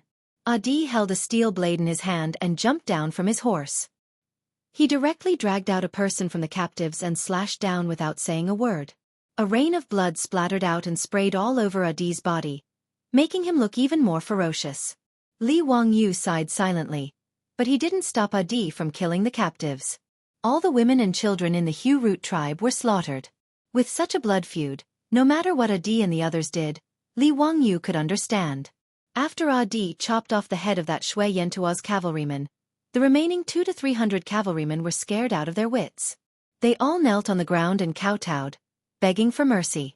These Shui Yantua's cavalrymen who were originally swaggering and arrogant were now like lambs waiting to be slaughtered, each of them trembling in fear. As if venting his anger, Adi continuously slashed several captives to death. Only then did he begin to interrogate these Shui Yantua's cavalrymen about the reason for slaughtering the Hu Root tribe. The Shui Yantua's cavalrymen who had long been scared out of their wits and were begging for mercy, including the centurions, immediately spilled the beans like a bamboo tube as they honestly revealed the truth. After hearing the results of the interrogation of the captives, Li Wangyu couldn't help but be stunned. He never would have thought that this calamity of the Hu Root tribe was actually caused by him. Chapter 1025. After interrogating the captured Shui Yantua cavalry, Adi finally understood that the root cause of the Hu Root tribe's disaster was actually salt. The 7 to 8 kilograms of salt that Li Wangyu and his tribesmen boiled not only didn't make the Hu Root tribe rich, but also almost made the tribe extinct. He originally thought that the high price of salt on the grassland was only because of the merchants' greed. However, Li Wangyu never expected that although the Shui Yantua Khanate didn't have a salt and iron monopoly policy like the Tang dynasty, all the salt sold on the grassland was actually controlled by the nobles of the Shui Yantua Khanate. While Li Wangyu, Adi, and the others were busy building a salt drying pond beside the saltwater lake, Chief Shijia led his people to the largest market 300 miles away. He planned to use the 7 to 8 kilograms of salt to test the market and see how the sales would be. The salt came easily, so Chief Shijia naturally sold it at a cheap price. The market price of a sheep on the grassland was less than a liter of small bag of salt, but Chief Shijia exchanged 1 sheep for 2 bags of salt. With the price reduced by half, it was naturally easy to sell. In less than half a day, all the salt they brought was sold. This made Chief Shijia and his tribesmen of the Hu Root tribe smile brightly. They felt that the Hu Root tribe's good days were coming. However, they never thought that the Hu Root tribe selling salt in the market would attract the anger of the Shui Yantua Khanate. Bajwa, the son of the Shui Yantua Khanate, was the real master behind the scenes who controlled the salt trade on the grassland. The fact that the Hu Root tribe was selling salt in the market naturally couldn't be hidden from others. This matter was immediately reported to Ba Zhua. Ba Zhua naturally wouldn't allow any tribe to snatch food from his mouth. Therefore, Chief Shi Jie and his tribesmen, who were full of joy with a large amount of goods, didn't even have time to enjoy the joy of success before they welcomed the group of death gods who were sent by Ba Zhua to chase after Shi Jie. Ba Zhua wasn't the least bit interested in how the Hu Root tribe got their salt. He only gave one order to this group of Shui Yantua cavalry, and that was to kill them all. This was Ba Zhua's warning to all the tribes on the grassland who dared to touch his interests. Kill the chicken to warn the monkey. The Hu Root tribe was the chicken in Ba Zhua's eyes. This group of Shui Yantua cavalry followed Chief Shi Jie's group in secret according to Ba Zhua's orders. When they found the Hu Root tribe, they didn't say anything and rushed into the tribe. In the tribe, they were no match for the Shui Yantua cavalry. Other than a clansman who risked his life to run out and report the news to Adian, the entire clan was killed. Shui Yantua's cavalry did not care why there were no young men in the tribe. After killing and setting fire to the tribe, they looted everything in the Hute tribe and drove the cattle and sheep away, preparing to return to report on their mission. The Hua cavalry didn't Zhua people, Qiu cavalry was the cavalry's, Zhua Qiu cavalry. People's cavalry was cavalry. Tu's chief, and Khanate, Hua, and this, SAS and Khanate. This SS, the centurions of the Shui Yantua cavalry would never have thought that the well-equipped Shui Yantua cavalry, who had defeated the Turks so easily, would be defeated by a few hundred herdsmen. Even centurions like them had become captives. Are you really sent by Prince Dazhua? After listening to the confession of the centurions, Adil's face turned dark. The few centurions looked at each other and thought that Ague was frightened by Ba Zhua's identity. They couldn't help but raise their voices.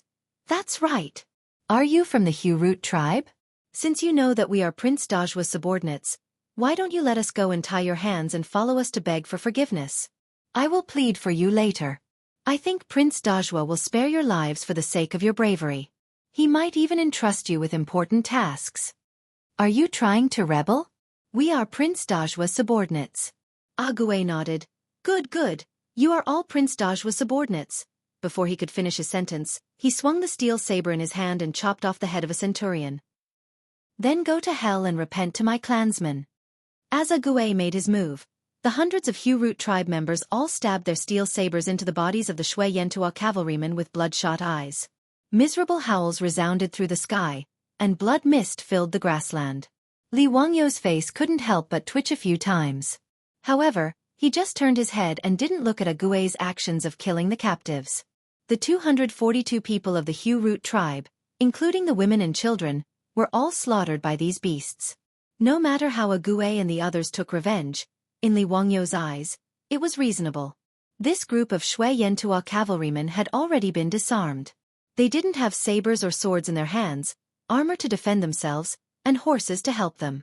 Under such circumstances, even if they found out that the Hu Root tribe was killing the captives and wanted to resist or escape, it would be of no use. After a few minutes, the grassland regained its tranquility.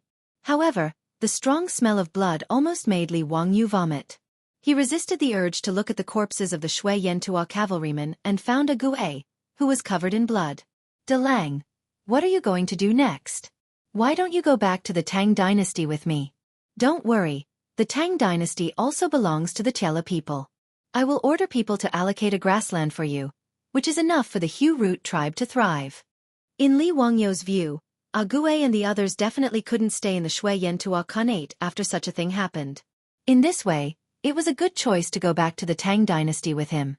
As for the murderer behind the massacre of the Hu Root tribe, the legitimate son of the Ishan Khan, Li Wangyou couldn't do anything to him even though he was the prefectural duke of the Tang dynasty. He couldn't ask Pai Lupi to send the cavalry to attack the Shui Yantua cavalrymen just because the Hu Root tribe was slaughtered, right? It was the 6th year of Zhan Guan, and the Tang dynasty and the Shui Yantua Khanate were still in the honeymoon period. The relationship between the two countries was harmonious, and the Tang dynasty couldn't force the Ishan Khan to hand over his legitimate son just because of a small tribe in the Shui Yantua Khanate. Those who had this idea were crazy. However, Ague didn't accept Li Wangyou's suggestion at all. He directly shook his head and rejected Li Wangyou's kindness. No, I want to stay with my people on the grassland. I want to avenge my dead people. As long as Ba Zhua is alive, We won't leave. You're crazy. Li Wangyu didn't expect Ague to still want to kill Bajua. He couldn't help but yell at Ague. He is the prince of the Shui Yentua Khanate, and he has countless guards around him. How can you kill him? Do you want to kill everyone in the Hu Root tribe before you stop? Dalong, stop. Yaruo's spirit in heaven doesn't want you and your people to die in vain.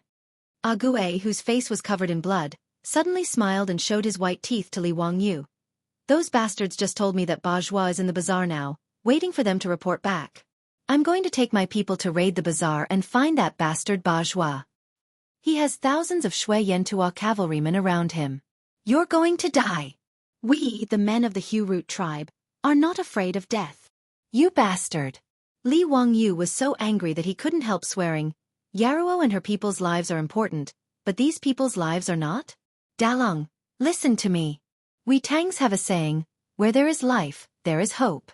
There will be a chance to avenge Yaruo in the future.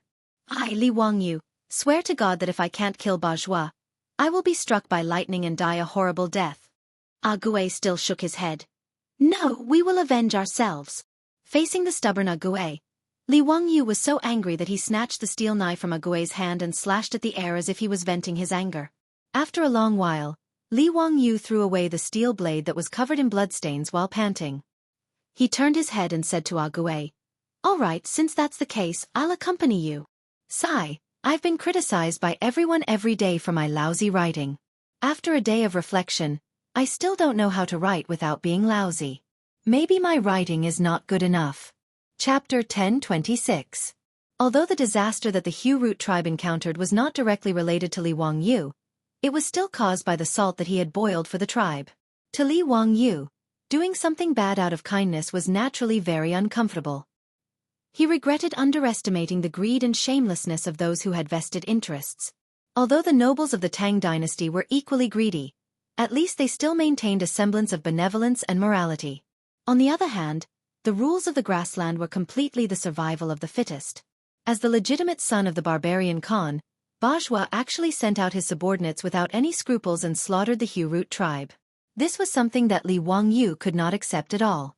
Since Dian and the others were determined to take revenge, Li Wangyu could only risk his life to accompany them and create havoc in the grassland.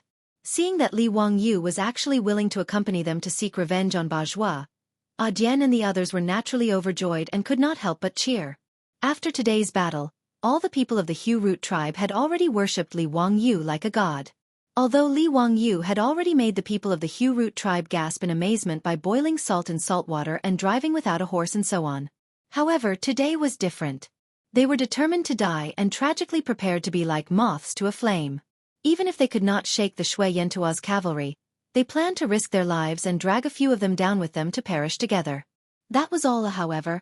Under such circumstances, Li Wangyu was able to lead 127 of them and miraculously annihilate 500 to 600 fully armed Shui Yentua cavalrymen.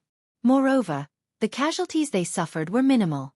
Apart from a few people who suffered some minor injuries when charging at the rear of the Shui Yentua's cavalry, it could be said that they were unharmed and killed 500 to 600 cavalrymen. The feeling of escaping death and being able to kill the murderer of their loved ones with their own hands made Jian and the group of Hu Root men so excited that they almost forgot themselves. However, they also understood that all of this was due to Li Wangyu's magical command. It would be best if Li Wangyu was willing to help the Hu Root tribe take revenge. However, after Tai's excitement, he shook his head and said, "Li Wangyu, you should return to the Tang dynasty as soon as possible. We will take revenge for the Hu Root tribe ourselves." In Adi's view, even though Li Wangyu, this Tang, was miraculous, it was impossible for more than 100 people to deal with thousands of Shui Yentua's cavalry. If it wasn't for the blood feud between the tribes that they couldn't let go of, Jian wouldn't have sent himself to his death. He could not retreat, nor was he willing to retreat.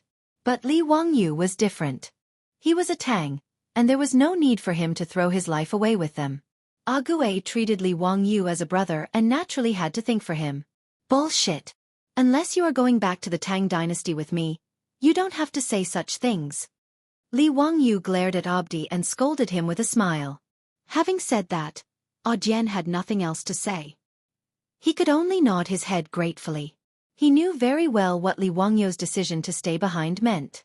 "Li Wangyu, what should we do now? Tell us, We'll listen to you. The Tiela people were straightforward. Since Li Wangyu insisted on staying, Jian didn't waste any more words. He directly asked Li Wangyu if there was a way for them to take revenge. As long as they could kill Bajua, Jian would have no regrets even if he had to die immediately. Li Wangyu couldn't help but lower his head and ponder. He was willing to help Jian take revenge. However, if Diane's original plan was to go to the market and fight Bajua to the death, that wasn't bravery, but recklessness. In Chang'an, Su Chongqing and his children were waiting for him to return. Li Wangyu didn't want to die in vain. Facing thousands of Shui Yantua's cavalry, the previous move wouldn't work. Even if Shui Yantua's people were stupid and were willing to dismount and fight with them, the rear army formed by thousands of horses and hundreds of cavalry wasn't something that Jian and his people could deal with. Once Shui Yantua's cavalry reacted, they would definitely die. Since they couldn't fight head-on, they could only think of a way to kill Bajua. Li Wangyu touched the last grenade in his pocket and finally made up his mind. He reached out his hand and called Jian over. He whispered a few words in his ear.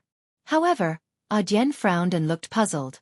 Li Wangyu, what do you mean? Why do you want our tribesmen to compete in throwing stones? Don't worry about that. Just listen to me. Jian could only nod his head helplessly. He gathered his tribesmen and asked them to find fist-sized stones. Then they would compete to see who had the greatest strength and could throw it the furthest. The men of the Hu Root tribe were also puzzled. However, out of their trust in Li Wangyu, all the men of the Hu Root tribe, including Jian, dismounted from their horses and began to look for stones in the grassland. Of course, this wasn't Li Wangyu deliberately teasing Jian and the others. He planned to use the last grenade to kill that bastard Bajua. However, there would be many guards around Bajua. It wouldn't be easy to use bows and arrows or other assassination methods. However, if he used the grenade, he could throw it far away. As long as he threw it accurately, he could kill with one shot. The Tiela tribesmen had never seen a bomb before. Naturally, they wouldn't be prepared for the grenade. The probability of success was the highest when the enemy was caught off guard. However, there was only one grenade. It wasn't easy to find saltpeter and sulfur in the grassland. Even if he wanted to remake gunpowder, it wouldn't be easy.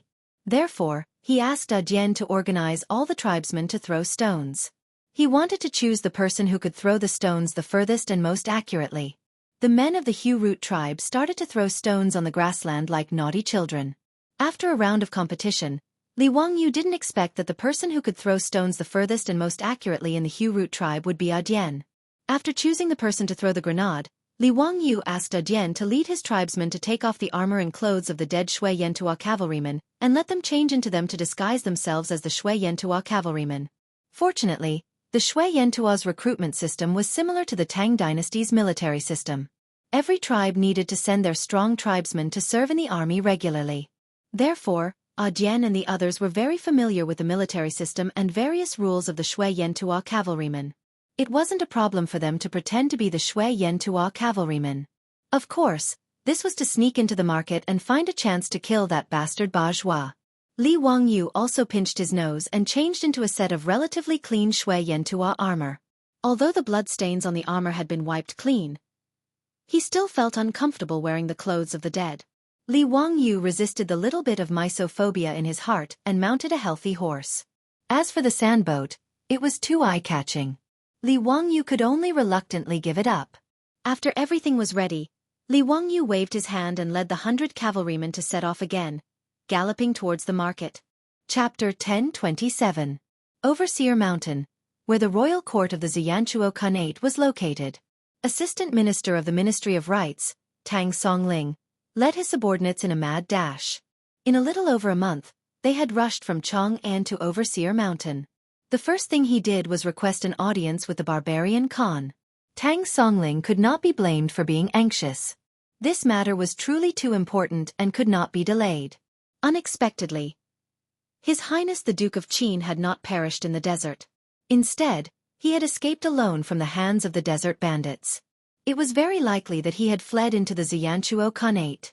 Duke Lu had rushed the news back to Chang'an, immediately triggering a huge earthquake. There was no need to mention the turmoil in the imperial court. When Su Chongqing learned of this good news, she was both surprised, happy, and worried. Despite her strong character, she could not help but hold her children in her arms and weep uncontrollably. In the past 1.5 years, Su Chongqing had been missing her husband all the time. If it weren't for her children to worry about and entrust her to, perhaps Su Chongqing wouldn't have been able to hold on. Needless to say, Changle was also in tears. When Tang Songling set out, Su Chongqing led Princess Changle to the outskirts of Chang'an to see him off. She presented an expensive itinerary and requested that Tang Songling find Li Wang Yu no matter what. When the two Qin Wang Fei gracefully bowed towards Tang Songling, he was so frightened that he hurriedly knelt and bowed in return. He repeatedly promised that he would do his utmost to bring His Highness back. In reality, Tang Songling was inwardly complaining. Li Wangyu's escape into the northern desert grasslands was actually only a guess. If he successfully found Li Wangyu from the northern desert grasslands, everyone would naturally be happy. However, if there was an accident, or if he could not find Li Wangyu at all, then he would be in a predicament. How would he return to Chang'an and report to Pai Lupi? How would he explain this to the two Qin Wang Fei? Tang Songling was also under a great deal of pressure. As a result, he did not dare to stop and rest. Exhausted, he rushed to Overseer Mountain. In order to find Li Wangyu in the northern desert grasslands, Shui Yantua's assistance was essential. Shui Yantua naturally attached great importance to an envoy from the Tang dynasty.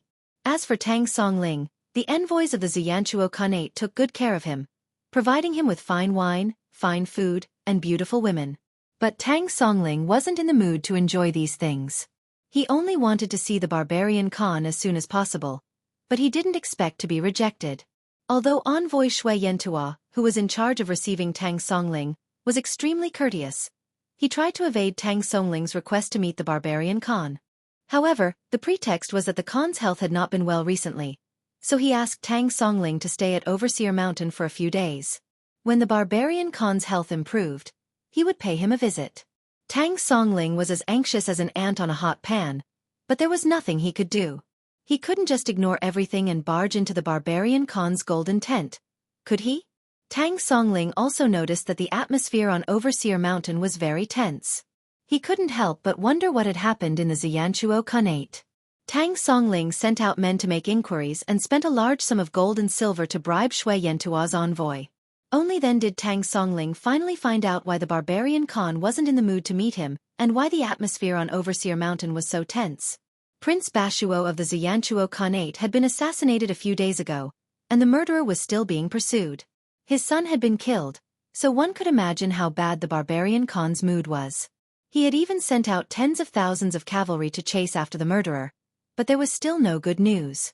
After finding out the whole story, Tang Songling was also helpless.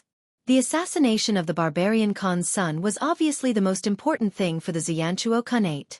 Compared to that, the Xianchuo Khanate naturally didn't care as much about finding the Prince of Qin of the Tang dynasty. However, the barbarian Khan knew why Tang Songling was here. Although he didn't summon Tang Songling, he sent someone to pass on a message, assuring him that the Xianchuo Khanate would do their best to find the Prince of Qin. Regarding this, Tang Songling could only suppress the anxiety in his heart and stay at Overseer Mountain for the time being. How could Tang Songling know that the murderer who had assassinated Prince Bashuo and was being chased by the Xianchuo Khanate's cavalry was the person he was looking for, Li Wangyu? In a small valley 1,000 miles away from Overseer Mountain, Li Wangyu, 80, and the rest were all lying on the grass, exhausted and in a sorry state. Out of the 127 surviving tribesmen of the Hu Root tribe, less than half of them were still with 80. There were only 40 to 50 of them, and almost all of them were injured. 80 took out some dry rations and ate 2 mouthfuls, then said gloomily, "Li Wangyu, it's a pity that you only have one heavenly thunder.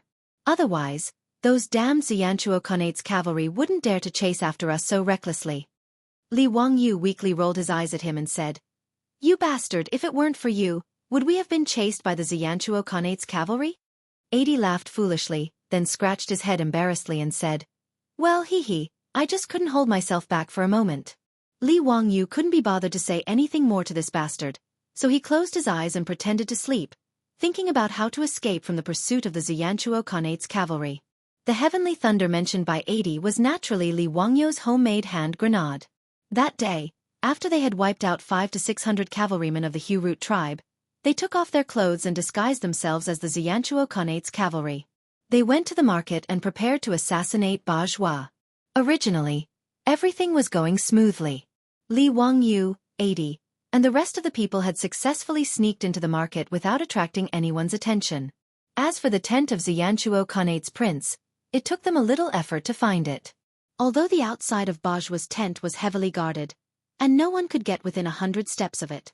However, Li Wangyu wasn't worried about this at all. In the future, when the troops threw hand grenades, their accuracy was around 70 to 80 meters. However, there were also soldiers with super strong arms who could throw hand grenades 100 meters away. And Ague was able to do this. Previously, when they were throwing stones on the grassland, 80 could throw them 100 steps away, and his accuracy was quite good. According to Li Wangyu's plan, he and 80 led a few people to guard outside Bourgeois' tent, waiting for an opportunity. Once Bourgeois appeared, 80 would immediately throw the hand grenade and kill that bastard. As for whether they could recognize Bourgeois, there was no need to worry. Although the Xianchuo Khanate had only been established for a few years, as the Xianchuo Khanate's prince, Bourgeois' clothes and accessories were naturally different from the rest, so it was easy to recognize him. Li Wangyu's plan was also successful. He, 80, and the rest of the people waited in the market for 2 days before they finally found the plan. Surrounded by a group of guards, when Bourgeois went out, a clay pot with green smoke fell from the sky and landed at Bourgeois' feet. No one realized that death was coming. Bourgeois looked at the clay pot with some confusion and reached out to pick it up to see what was inside. In the next second, with a loud bang, flames burst out, and a cloud of blood rose into the sky. The grenade exploded in the crowd, and a large number of people, including the guards who were surrounding Bourgeois, were blown to the ground. As for Bourgeois, he was killed on the spot and died. Bourgeois was the Xianchuo Khanate's prince, the son of the barbarian Khan.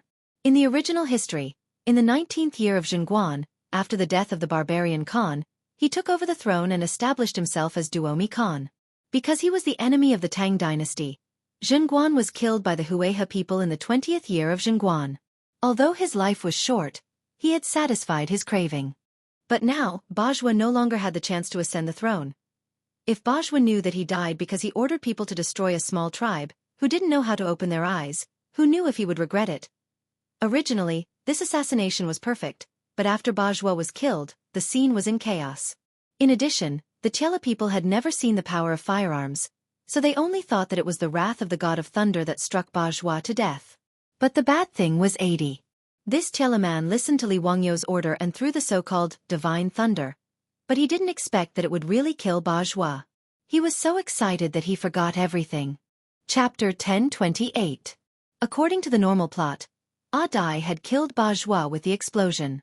He had completely avenged his tribe, Chief Shi Jia, and his sister Yeruo. As long as he took advantage of the chaos to sneak away, no one would know. No one would know how Bourgeois died. However, Li Wangyu didn't expect that the silly Dai would actually shout excitedly after throwing the grenade to kill Bourgeois. Wahahaha, Bourgeois is dead. Bourgeois is dead. Li Wangyu, did you see that? That bastard is really dead. I killed Bourgeois. God above, I killed Bourgeois. Li Wangyu's face darkened. He rushed forward, covered the silly Dai's mouth, and was about to drag him away. Damn, this guy was simply a moron. If it weren't for the fact that Dai had saved him, Li Wangyu really wanted to kick him twice to vent his anger. He hadn't gotten out of danger yet, but he was shouting so loudly. Was he afraid that others couldn't hear him? Of course, Dai wasn't a fool. He was just suppressing too much grief and indignation because of the tragic death of his family and tribesmen. Now that he had suddenly gotten his revenge, he was stimulated to the point that he lost control. When he realized that he had made a mistake and was about to run away with Li Wangyu, it was already too late. Although the explosion of the grenades and Bourgeois' death had thrown the bazaar into chaos, Dai's roar was still heard by some people. Thus, a 1,000-mile chase began. Thousands of Shui Yentua's cavalry began to pursue Li Wangyu and Dian's group with all their might as if they had gone mad.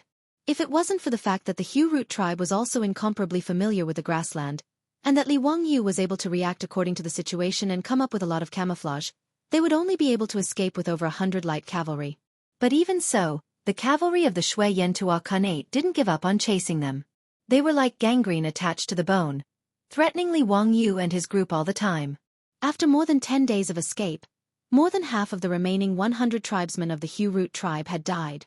The remaining troops were all injured and exhausted. They were almost forced into a desperate situation.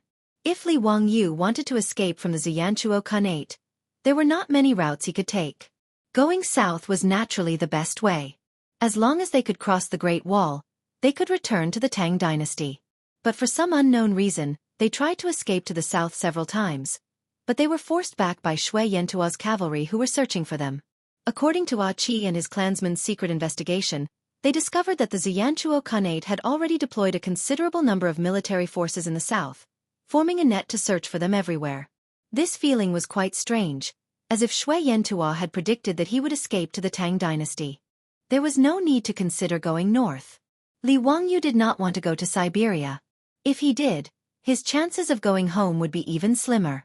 To the east was Goguryeo, and Li Wangyu didn't wish to flee to Goguryeo either. Although the relationship between Goguryeo and the Tang dynasty was still harmonious, he still felt uneasy after killing Yun Gaesaman. How could he be willing to run to Goguryeo alone? To the west was the territory of the Turks. As for the relationship between the Turks and the Tang dynasty, Li Wangyu naturally couldn't choose this path. After thinking about it, Li Wangyu felt that the only way to escape from Shui Yantua was to enter the desert again. As long as they escaped into the desert, Shui Yantua's cavalry would no longer be a threat to them. Although Li Wangyu didn't want to enter the desert again, this was the only way now. Just as Li Wangyu was thinking about how to escape from the Xianchuo Khanate, in the Xianchuo Palace of Overseer Mountain, the barbarian Khan was staring at the several Xianchuo generals kneeling below with a gloomy face. You are all trash. After so many days, you still haven't caught the murderer of Kishuo.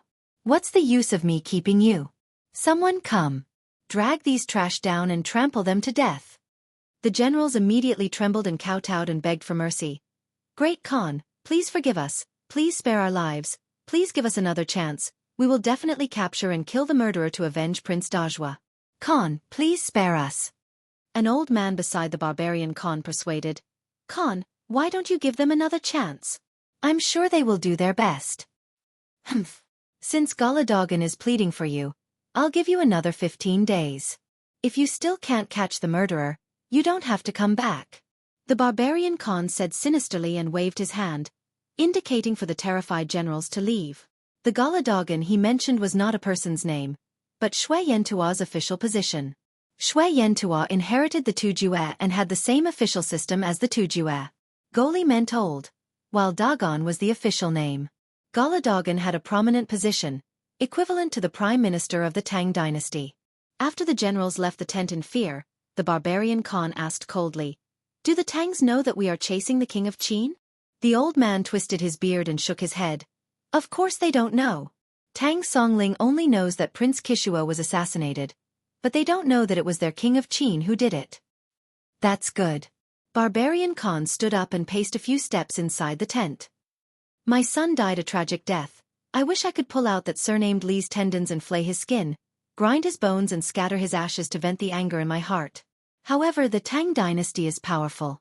Although I have 200,000 armored soldiers, I can't defeat the Tang dynasty. Therefore, this matter must not be spread.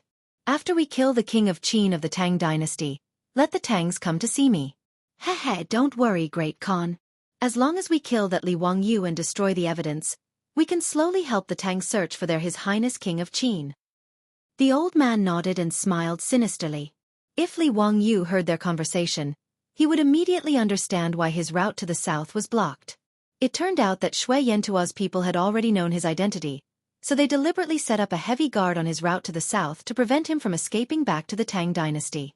The barbarian Khan didn't want to see Tang Songling for the same reason. Pai Lupi sent Tang Songling to Shui Yantua to find Li Wangyu with the help of Shui Yantua. However, who would have thought that Shui Yantua was secretly searching for Li Wangyu and trying to kill him?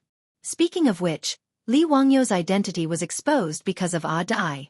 If he hadn't shouted out Li Wangyu's name in the market that day, Shui Yantua wouldn't have known the truth. Li Wangyu was now famous in the Tang dynasty.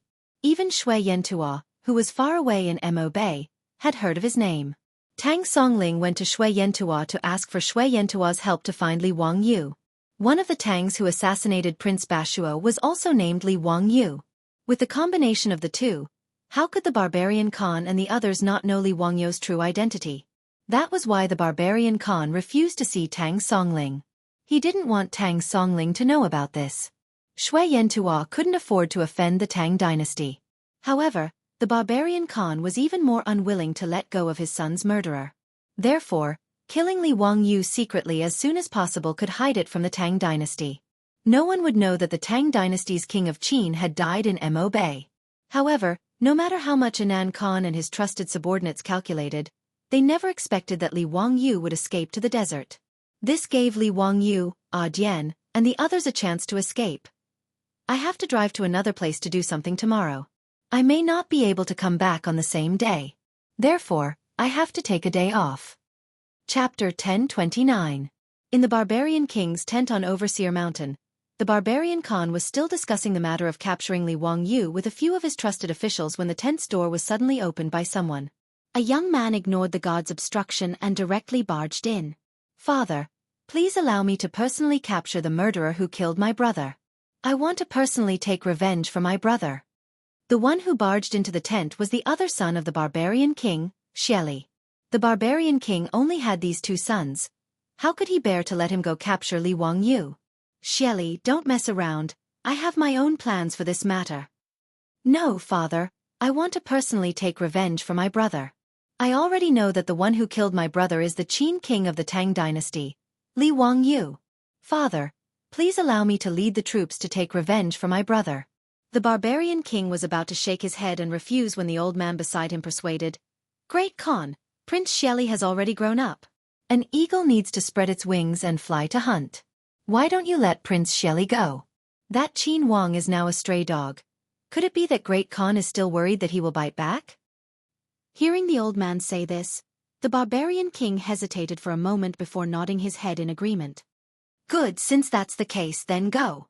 Bring 5,000 wolf cavalry and go capture your prey. I will be at Overseer Mountain waiting for news of your triumphant return." Xieli was overjoyed and immediately knelt down on one knee and bowed to his father. "Father, don't worry, I will definitely bring Li Wangyou's head back to see you." He did not expect that his father would actually give him 5,000 wolf cavalry. This made Xieli very excited. In the legends of the Tiela people, their ancestors were the descendants of the Xiongnu Chanyu's daughter and a god. Therefore, many of the customs of the Tiela people were passed down from the same line as the Xiongnu people. The strongest thing about the Xiongnu people, the most terrifying thing, was the cavalry that held the wolf totem flag. They were as efficient and mobile as a pack of wolves, fearless of death, fierce and cruel. Therefore, those who could be called wolf cavalry were the most terrifying and feared cavalry on the grassland.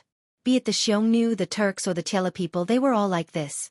Shui Yantua, who had 200,000 troops, only had 10,000 of them who could be called wolf cavalry. In order to capture Li Wangyou, the barbarian male Khan allocated 5,000 wolf riders to Xieli Mo in one go. It can be seen that he was determined to kill Li Wangyou. He was determined to succeed.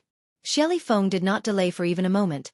After receiving the golden arrow for transferring troops from the hands of the barbarian male Khan, he prepared to set out immediately to pursue Li Wangyou and the others.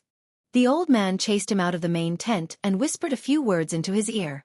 Xieli's eyes lit up as he listened, nodding repeatedly. After thanking the elder, Xieli led the 5,000 wolf cavalry and set out on the same day. With regards to this, Li Wangyou, Ague and the others were naturally unaware. After Li Wangyou confirmed that the desert would be their escape route, Dian immediately led the group to turn around and head towards the direction of their tribe. Not long after Li Wangyou left the desert, he met a wolf pack. Then, he met Dian and the others who went out to hunt. Hence, the Heartwarming tribe was not far from the desert. They carefully avoided the Shui Yantua cavalry that was searching for them, hiding in the day and going out at night. After 10 days on the grasslands, they finally returned to the Heartwarming tribe that was in ruins. Dian and the others were naturally really familiar with the surroundings of the Heartwarming tribe. This place was like their safety zone. To be able to return to their familiar hometown, it made the tense nerves of the surviving tribesmen relax by a lot. When the Heartwarming tribe was attacked, the women and children were all killed by the Shui Yantua cavalry. To take revenge, Dian and the others could only collect the corpses of their loved ones and hurriedly set out to chase those cavalry. Now that they returned to their tribe, Dian and the others naturally had to pay their respects to their loved ones. Based on the Tiela people's funeral customs, After one's loved ones died, their corpses would be placed in tents for 7 days before being burned and buried. The loved ones would also cut their faces with knives to show their condolences. Cutting one's face was using a small knife to cut one's face. Cutting one's face, cutting one's ears, cutting one's hair and tearing one's clothes. This was the funeral customs of the Turks and Tiela people. Due to time constraints, Adyen and the others did not pay their respects to their loved ones and tribesmen. Now that they had returned to their tribe, Adyen discussed with Li Wangyu that they wanted to stay for a few more days to pay their respects to their tribesmen. Adyen, let's quickly leave this place and enter the desert. Staying here makes me feel uneasy. Recently, Li Wangyu's left eyelid had been twitching. His heart was on tenterhooks, and he couldn't help but advise. From the Hu route tribe to the desert, it would take half a day on a fast horse. Li Wangyu would rather run into the desert and eat sand than face the pursuit of the Shui Yantua cavalry.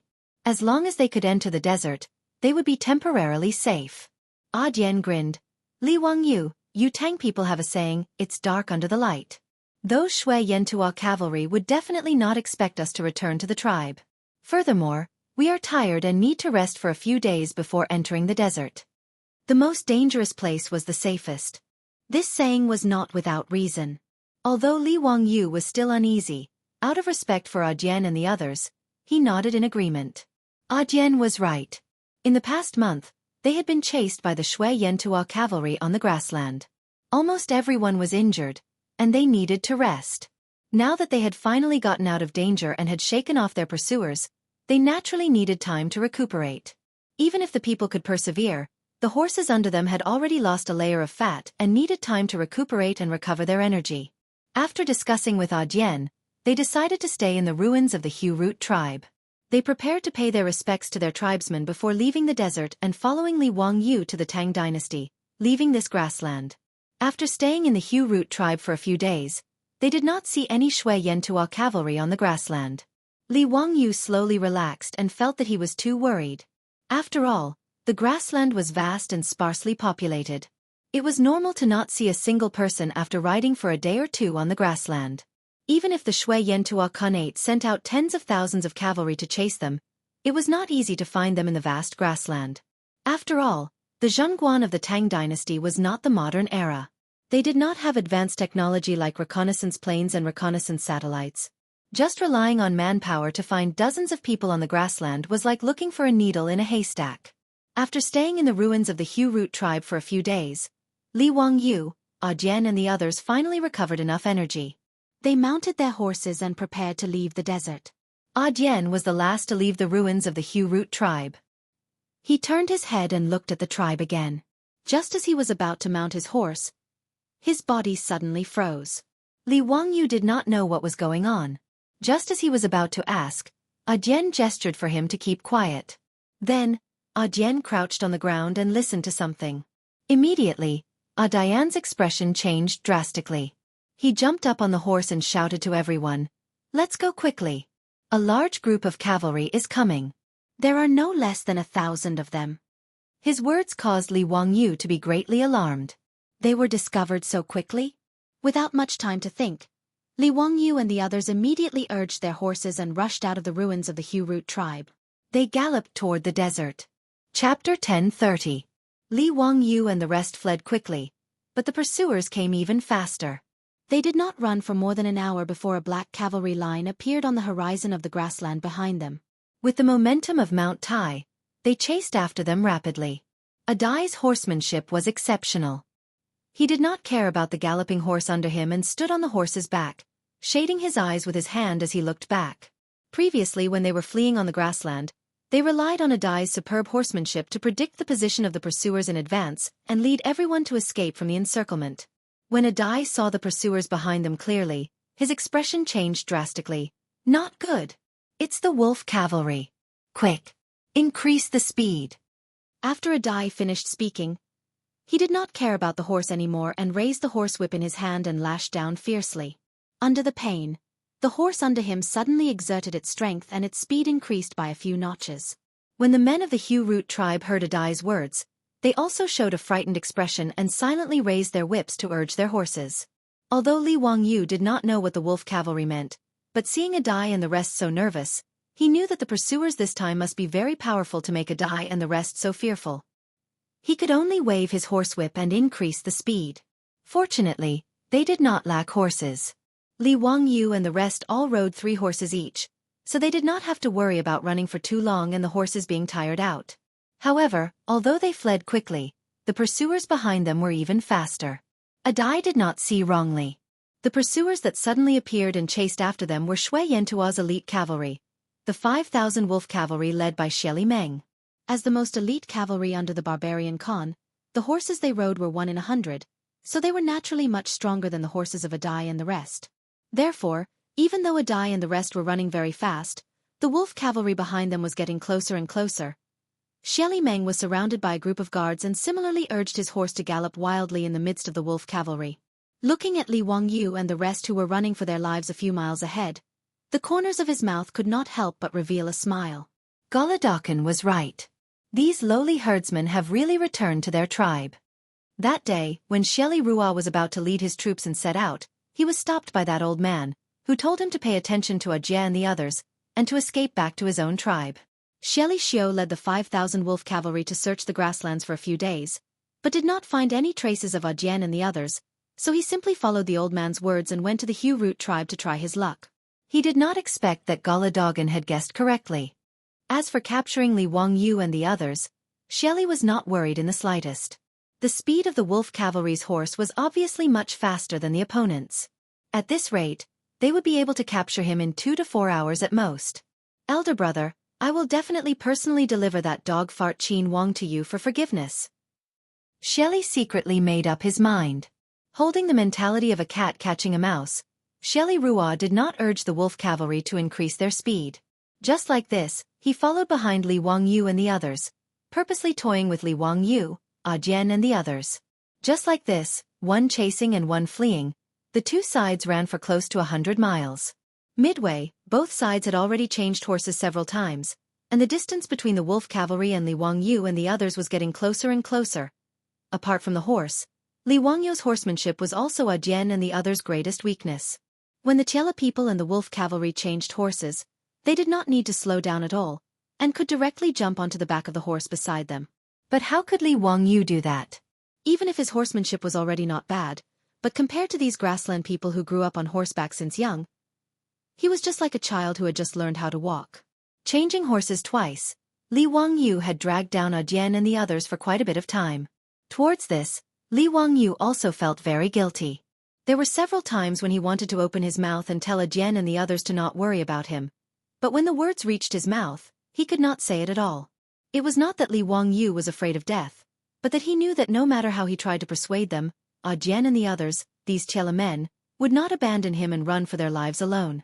Li Wangyu could only secretly clench his teeth, lowering his head and silently brandishing his horsewhip, doing his best to make the horse he was sitting on run a bit faster, a bit faster. But no matter how desperately Li Wangyu fought, many things could not be changed by human will. When the grassland under the horse's hooves gradually turned into a desert, when a line of yellow sand already appeared in front of Li Wangyu's eyes, the pursuers behind him were already very close. Li Wangyu did not even need to turn his head. His ears could already clearly hear the rumbling sounds of horse hooves behind him. Every sound was like a war drum, pounding on his chest. Silently letting out a long sigh in his heart, Li Wangyu could not help but turn his head and look at the wolf cavalry behind him. In the center of the wolf cavalry, an iron-red wolf totem war flag was fluttering in the wind, baring its fangs and brandishing its claws to announce to the world the terror and brutality of the wolf cavalry. Li Wangyu knew clearly that this time, it was truly difficult to escape from this calamity. Just when Li Wangyu was already dejected and was about to give up and accept his fate, the horse under him suddenly let out a neigh, and then suddenly sped up a bit, charging forward abruptly. Li Wangyu turned his head in shock, only to discover that the Hu Root man who had been guarding him had pulled out the steel knife at his waist and chopped down on the horse's buttocks.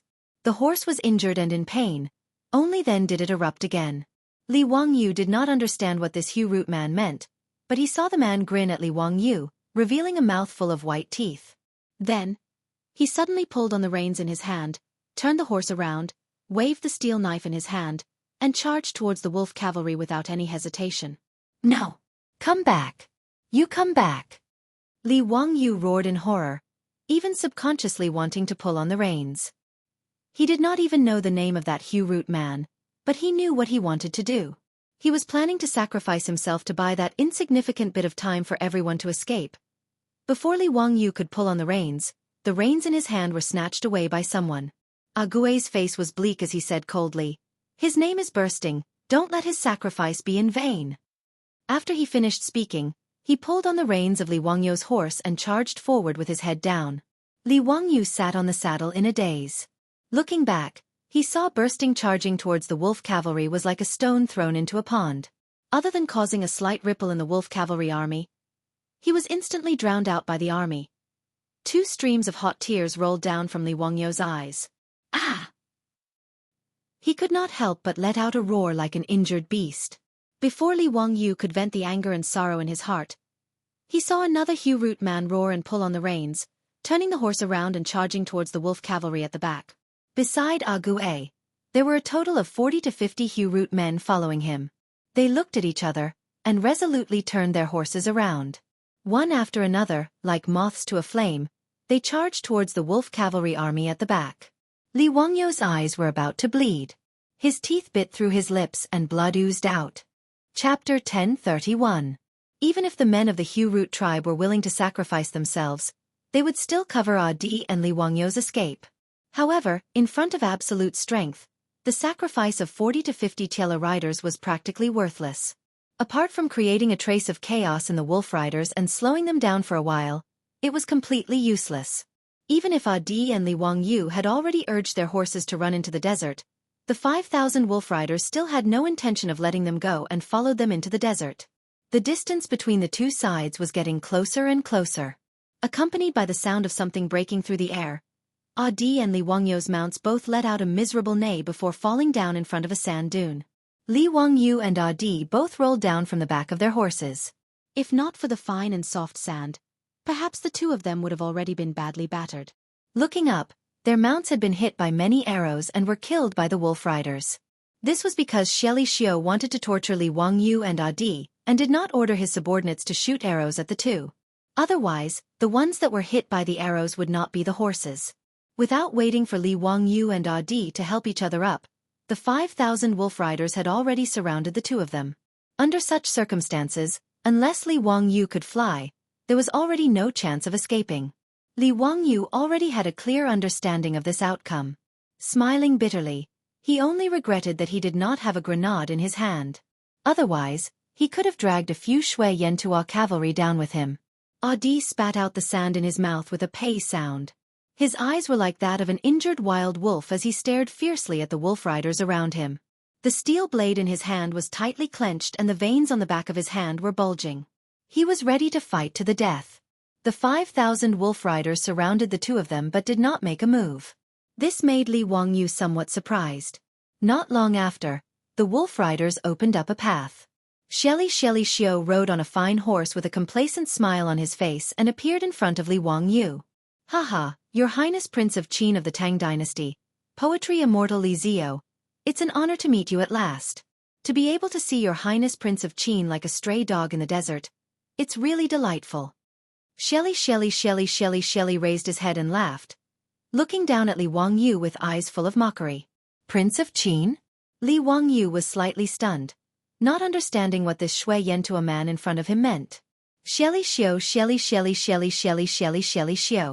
Sheli. Since you know this one's identity, you still dare to pursue this one in such an unbridled manner. Could it be that my great Tang cavalry cannot flatten the mob, eh? Li Wangyu held his hands behind his back, his body ramrod straight as he raised his eyes to look at Sheli.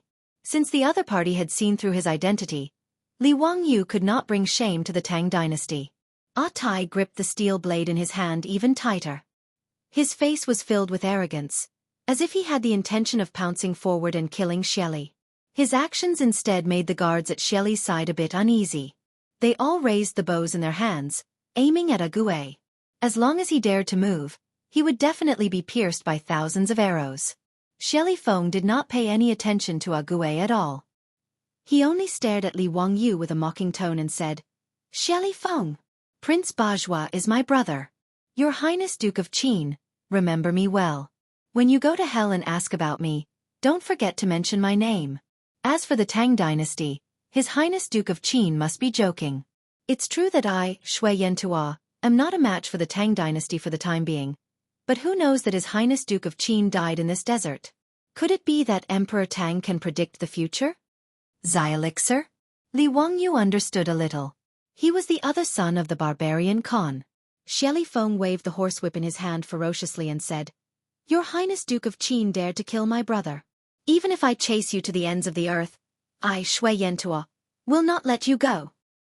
But no matter what, Your Highness Duke of Qin is still a prince of the Tang dynasty. Your status is honorable. So, how do you want to die, Your Highness Duke of Qin? I can still satisfy you. Li Wangyu treated his words as farts. He patted the sand off his body calmly and said with a smile, Oh, you want me to choose how to die? All right, I choose to die of old age in bed 100 years later. Xie Feng was stunned for a moment. Then he realized that he had been played by Li Wangyu. He could not help but fly into a rage. On the other hand, Ah Tai laughed until tears came out of his eyes. He patted Li Wangyu with his hand and said with a smile, Li Wangyu, this is a good way to die, haha. Humph, you refuse a toast only to be forced to drink a forfeit. In that case, let Your Highness Duke of Qin have a taste of the punishment of being trampled by horses on the grassland. Men, capture these two, dig a hole and bury them. Hearing this, Ah Tai's expression changed. He roared and raised his saber, wanting to fight with his life. But immediately, an arrow pierced through the air, bringing with it a rain of blood. It pierced through Ah Tai's saber-wielding shoulder. Ah Tai screamed miserably. The steel saber in his hand fell to the ground. Then, several wolf riders rushed forward and grabbed his hands, making him unable to move. As for Li Wangyu, he did not even bother to resist. He did not even have the strength to truss a chicken. Facing 5,000 wolf riders, there was no need for him to struggle. As a man who had died once, Li Wangyu was not that afraid of death. He only regretted that he could not see his child one last time. He did not have time to say goodbye to Su Chongqing before he was about to leave this world. The so-called punishment of being trampled by horses was to dig a hole and bury the person, leaving only the head above the ground. Then, the horse would trample on the person, stomping the person into the ground. At this moment, they had already escaped into the desert. There was sand all around them. Xie Xiu did not mind and ordered people to start digging holes in the sand. In his opinion, it would be better to kill Li Wangyu in the desert. In this desert where even birds and beasts could not be seen, no one would find Li Wangyu's body. Shui Yentua's pursuit of Li Wangyu could not be exposed. Otherwise, the anger of the Tang dynasty was not something that Shui Yentua, a country that had only been established for a few years, could bear. Whether it was the barbarian Khan or Xie Xiu, although they were ambitious, they knew what was important. Even the Turks were defeated by the Tang dynasty. Although Shui Yentua had 200,000 elite soldiers, they were not a match for the Tang dynasty. Moreover, Shui Yentua was not a monolithic bloc. Although Hueha, Baegu, Tongluo, Pugu, Jie, and other ethnic groups had submitted, there was still friction.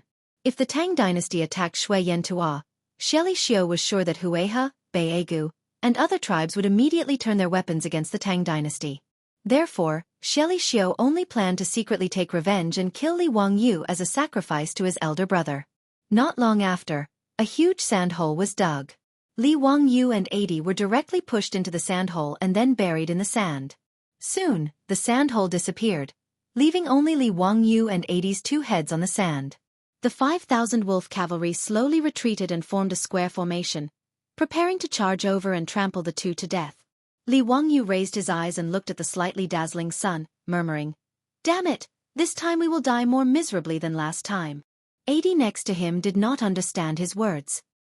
He grinned and was about to say something, but his expression froze, and he closed his mouth to listen. "Li Wangyu, there seems to be a large group of cavalry approaching. I'm afraid the number is no less than 10,000. Li Wangyu smiled and said, "What's the difference between being trampled to death by thousands of horses and being trampled to death by tens of thousands of horses? Dalong, let me tell you a secret, actually." Before he finished speaking, he also paused. There seemed to be a faint sound of a bugle horn in his ears, but this bugle horn sound was exceptionally familiar. Chapter 1032. Bugle horns were made from beast horns and were introduced into the Central Plains by the ethnic minorities during the Eastern Han Dynasty. Because the sound was loud and sharp, it was usually used to give orders or boost morale on the battlefield, and also used as a ceremonial guard when the emperor went out. The bugle horns of the Tang dynasty were mostly made from rhinoceros horns, and the sound was loud and deep. Because the Tang army was invincible, the sound of the bugle horn of the Tang army also became the nightmare sound of their enemies, causing people's complexion to change. When the sound of the bugle horn came from the desert, not only did Li Wangyu hear it, the 5,000 wolf cavalry and Xie Ming also heard it. Xie Ming's complexion immediately changed dramatically, revealing a frightened expression. Even the 5,000 wolf riders couldn't help but become restless. Quick! Trample them to death! Xie Ming did not have time to investigate why they would encounter the Tang army in the northern desert. At this moment, he only wanted to immediately kill Li Wangyu and then turn around and run away. But previously, in order to play and torture Li Wangyu, wanting him to experience the helplessness and despair before death, Xie Ming led the 5,000 wolf cavalry and retreated far away after burying Li Wangyu and Tai in the sand pit. Originally, Xie Ming planned to let the wolf cavalry retreat and regroup, then speed up and then crush Li Wangyu and Tai in a thunderous manner to vent the anger in his heart. In the end, when the sound of the bugle horn of the Tang army sounded, the wolf cavalry was already 100 steps away from Li Wangyu and Tai. When the wolf cavalry heard Xie Ming's order, they immediately began to urge their horses to gallop toward Li Wangyu, preparing to trample him to death. But a group of wolf cavalry had only galloped 40 or 50 steps when they heard the sound of breaking through the air. Countless feathered arrows pierced through the air and pounced straight toward them. Miserable howls immediately sounded as dozens of Shui Yantua's most elite wolf cavalry were directly nailed to death on the backs of their horses by the feathered arrows. Even though this group of several hundred wolf cavalry charged toward Li Wangyu and Tai with all their might, they were hit by the arrows and fell to the ground one after another. The closest wolf cavalry fell in front of Li Wangyu. The bloody mist that burst out from his body even drenched his face. But Li Wangyu did not have the slightest fear in his heart. Instead he shouted excitedly, "Come! Come! Come and kill me!" With the arrival of the Iron Cavalry of the Tang dynasty, who in the world could contend against them? So what if they were the wolf cavalry? Shelley's face was completely blank. Only when he raised his eyes to look over did he notice that unknowingly, on the sand dune behind Li Wangyu and Adui, silhouettes after silhouettes had silently appeared one after another. They were currently looking down at them from a high vantage point. At the same time, the arrows in their hands were continuously shooting out, taking away the lives of Shui Yantua's wolf cavalry one after another. From Shelley Xiu's point of view, the army on the sand dune was currently standing against the light, facing the dazzling sunlight, making it impossible for him to clearly see the appearance of the people on the sand dune. Only a flag fluttering in the wind allowed him to see it clearly. It was a huge Tang character. The cavalry of the Tang dynasty. Xylixer's face couldn't help but twitch a few times. He raised his eyes to look at the wolf riders that had been shot to death by arrows. He really wanted to disregard everything and directly order the wolf cavalry to charge and fight to the death with these Tang soldiers who had suddenly appeared. But in the end, Shelley Xylixer still didn't dare to give this order. His fear of the Tang dynasty made even if he was unwilling in his heart, he could only squeeze out a word from between his teeth. Retreat! The several thousand wolf riders were indeed Shui Yantua's elites. With one order, they immediately turned around on the spot to protect Shelley Xylixer and then turned around to retreat towards the grassland. The Tang soldiers who had suddenly appeared on the sand dune did not pursue and attack. Instead, they quickly urged their horses to charge down the sand dune and surrounded Li Wangyu and Adui in the middle to protect them. Then several silhouettes rolled down from the horseback and threw themselves at Li Wangyu's side. With tears in their eyes, they began to desperately dig at the sand with their hands. Li Wangyu, on the other hand, was amused. He didn't care how embarrassed he was right now. Grinning, he said, "Niu Wu, why are you crying? I'm still alive and well. Why are you crying? Haha, brother Chumo, brother Ui. You guys still haven't returned to Chang'an? Me too. Why are you also in this desert?" The ones who threw themselves at him and kneeled on the ground to dig at the sand were Niu Wu and a group of foppish sons, as well as Mi Tua and the others. After running around for more than a year and a half and being forced into desperate situations several times, Li Wangyu was also very excited when he saw these people at this moment. Even though he was laughing and scolding them, his voice was choked with sobs. Niu Wu, a 30-something Guangzhong man, was even more sobbing. Lang Jun, I finally found you. I thought I would never see you again. It's all my fault. It's all my fault. That day I should have followed you to walk Sasha Luzi. While digging at the sand, Chung Chumo's eyes were also red. He glared at Li Wangyu fiercely. Zio, you bastard. You made me wait for so long to find you. That's right. Quickly dig this bastard out. I'll teach him a lesson today. In order to find this bastard, I've been eating sand in this desert for almost a year. Feng Yai also laughed and scolded. At this moment, Mi Tua was also crying. He was not like Niu Wu and the foppish sons who had deep feelings for Li Wangyu. Instead, he was so excited that he cried when he thought that he could finally return to Chang'an and report to Pai Lupi. This provincial supervisor of the Ministry of Internal Affairs had suffered enough in the desert of the western regions this year. Now that the clouds had parted and the moon had seen the moon, he was naturally so excited that he could not control himself. Your Highness Duke of Qin, old slave has finally found you. Li Wangyu was dug out of the sand pit by the crowd. He reached out and hugged Niu Wu, who was kneeling and crying, Niu Wu, this has nothing to do with you. Don't blame yourself. It's been hard on you, Sai. In just a year, Niu Wu's skin had become dark and rough, as if he had aged more than 10 years. Even his bun had strands of white hair. Li Wangyu knew that because of his disappearance, this loyal and devoted member of the Li family had suffered a lot. After comforting Niu Wu with great difficulty, Li Wangyu stood up again and hugged Ching Chumo and the other foppish sons. The crowd laughed and scolded at the same time. It was very lively. At the side, Jian was also rescued by the Tang soldiers. Li Wangyu introduced Jian to the crowd. When the foppish sons found out that Jian had saved Li Wangyu in the grassland, they all praised him greatly. Seeing that Diane's shoulder was injured by an arrow, they quickly called for the paramedics and medical officers to bandage his wound. After a while of hustle and bustle, the foppish sons ordered people to bring wine and food. They sat on the ground in the desert and talked with each other about what had happened in the past year. With regards to Li Wangyu's encounter, the crowd was also very curious. Li Wangyu also did not expect that after more than a year, the foppish sons were still in the desert and had not returned to Chang'an City. Brother Chumo, Brother Yai, why are you guys here? After the crowd calmed down a little, Li Wangyu thought of this and quickly asked.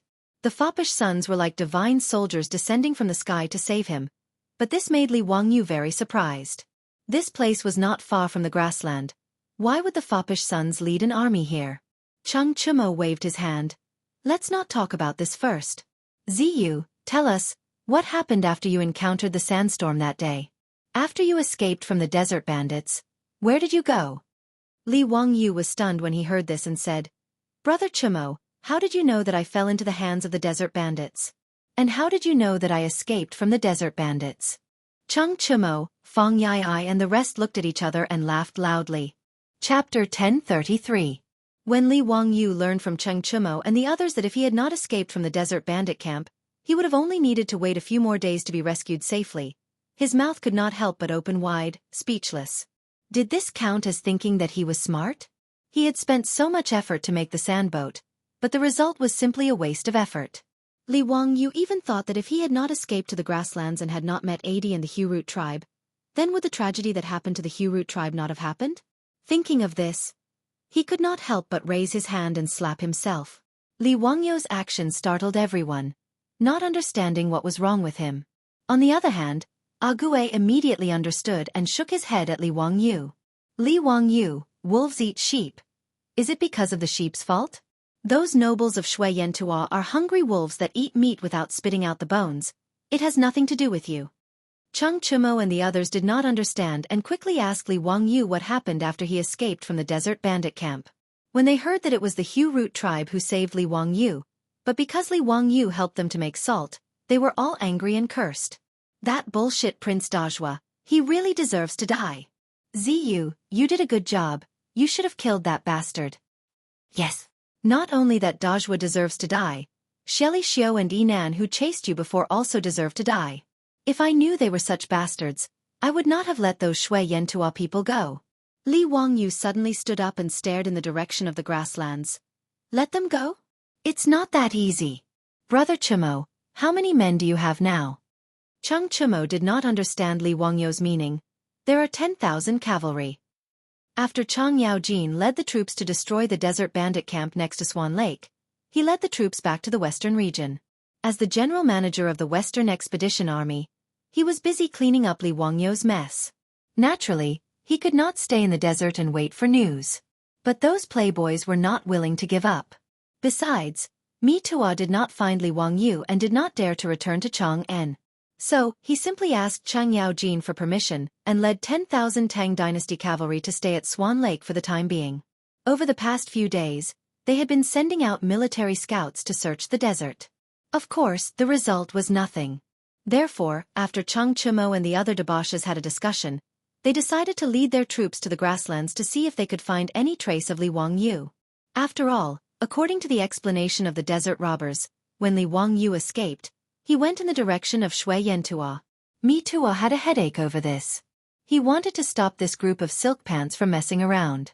No matter what, the Shui Yentuo Khanate was a grassland country.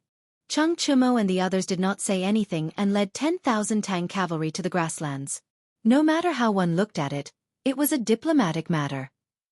If the barbarian Khan complained to Pai Lupi because of this, he, as the commander of the 100 Cavalry Department, would be punished. But how could Chang Chimo and his group of silk pants listen to Mi Tuo's advice? Without saying anything, they led 10,000 troops and horses and headed towards the grasslands. By a freak combination of factors, he happened to save Li Wangyou. When Li Wangyou heard that Chang Chimo led 10,000 Tang cavalry, he punched his own palm and said, "That's good. Brothers, there is no time to lose. While Xieli has not escaped far away, let's chase after him together. Damn it. This time I almost suffered a big loss. I must make that son of a bitch pay the price." Chang Chimo, Fang Yai and the others were not people who minded big things. When they heard that Li Wangyou wanted to lead troops to chase after Xieli, they naturally rubbed their fists and were very excited. Only Mi Tuo's head hurt more. "Your Highness, you have just escaped danger. Why don't you return to Chang'an first? His Majesty is still waiting for your news in Chang'an. What's more, our Tang dynasty and Shui Yentuo have always been harmonious. Without His Majesty's edict, I'm afraid it's inappropriate for your Highness to lead troops privately." Before Mi Tuo could finish, Li Wangyou glared at him and said, "Nonsense. Shui Yentuo knew my identity and still dared to send troops to chase after me. Where is the harmony to speak of? If we let it go like this, where is the face of our Tang dynasty? Mi Tuo, I am still the general manager of the Western Expedition Army, right? As the saying goes, when a general is outside, he will not obey the orders of His Majesty. After I get my revenge, I will explain to His Majesty." Mi Tuo really could not refute Li Wangyou's words. Although the general manager of the Western Expedition Army was now Chang Yaojin, Pai Lupi did not remove Li Wangyou from his position. After all, at that time in the imperial court, everyone thought that Li Wangyou had died and even conferred him the title of Prince of Qin. Now Li Wangyou had returned safely. He and Chang Yaojin had become the general managers of the Western Expedition Army. Of course, Li Wangyou would not compete with Chang Yaojin for the position of general manager. He just wanted to use this title to lead the troops. Mi Tuo was choked by Li Wangyou's words and could not speak for a long time. However, this guy was also a shrewd person. He rolled his eyes and came up with an idea. "Your Highness, Shui Yentuo dared to chase after you. His Majesty naturally will not forgive them. It's natural for your Highness to vent your anger. The old slave naturally does not dare to stop you. But the Wang Fei is still waiting for your Highness in Chang'an. Also, your Highness may not know yet, right? The Wang Fei gave birth to a boy and a girl for your Highness. Shouldn't your Highness go back to visit them first?" Mi Tuo's words made Li Wangyou's eyes almost pop out. He grabbed Mi Tuo and said, "Mi Tuo, what did you say? Chongqing gave birth to a boy and a girl? I have a son and a daughter?" Hee, how could the old slave dare to deceive your Highness? Everyone knows this. His Majesty even conferred them the titles of Prince and Princess of Fufeng. TSK. The noble families of Chong, and are in awe of them. Mi Tuo hurriedly replied with a smile. "I have a son? And a daughter?" Li Wangyou still could not believe it. He turned to look at Niu Wu and the other rich playboys. Niu Wu nodded and laughed. "That's right. Congratulations, Lang Jun. Your wife really gave birth to a boy and a girl. Chung Chumo and the others also laughed. Zio is so lucky to have a boy and a girl. This is indeed a joyous occasion. This news made Li Wangyu so excited that he almost wanted to leave and rush back to Chang'an to see his son and daughter. However, when his gaze landed on Audienne, his expression of excitement instead slowly faded. Then he slowly shook his head. When this matter is over, I will naturally hurry back to Chang'an. However, right now, I want that Xieli Shui to pay with his blood. Thinking of the women and children who died tragically in the Hu-Root tribe, thinking of Yaruo's pale body, thinking of the men of the Hu-Root tribe who sacrificed themselves along the way, thinking of those men who rushed to the fire like moths, Li Wangyu temporarily put away the thought of rushing back to Chang'an to reunite with Su Chongqing and his children.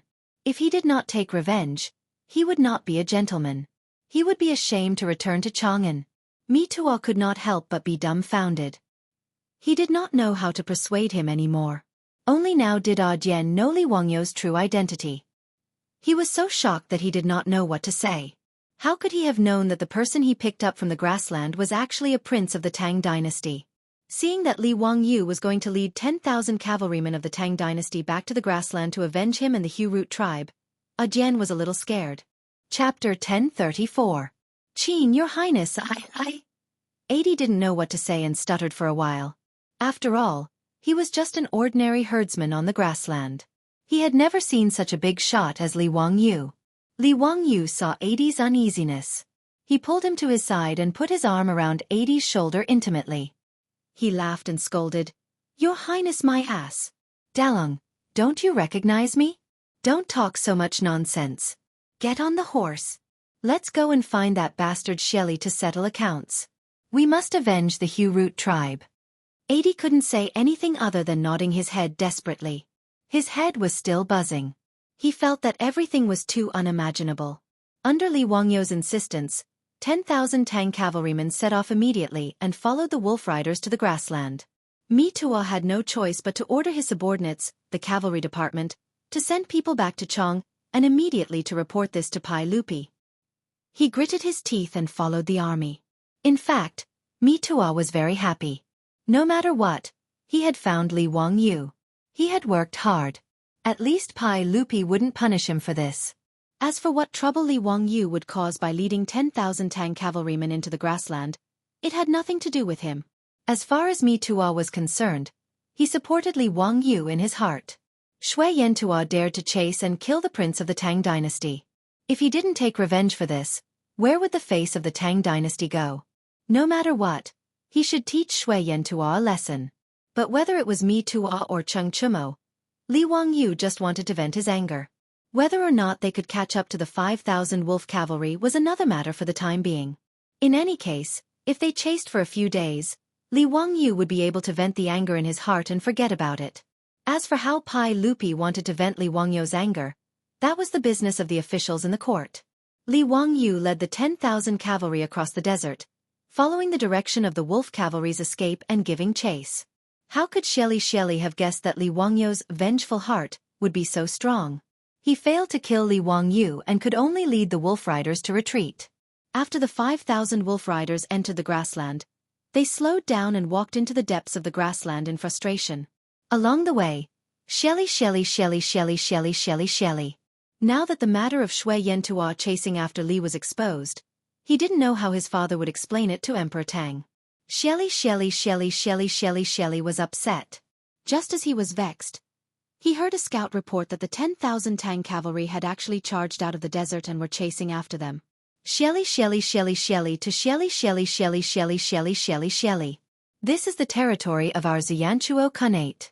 How dare they chase us into the prairie? However, he didn't think that since Shui Yentuo dared to chase Li Wangyu for thousands of miles even though he knew Li Wangyu's identity, what was so strange about Li Wangyu's counterattack? Although Xieli Ku was leading Shui Yentuo's most elite wolf cavalry, they did not have the courage to fight against the Tang cavalry. This was not surprising. Having defeated the Eastern Turks, the overlord of the grassland, the Tang dynasty's cavalry was in high spirits. Not to mention Shui Yentuo, who had only been established a few years ago, even the Western Turks and Goguryeo were not taken seriously by the Tang dynasty's cavalry.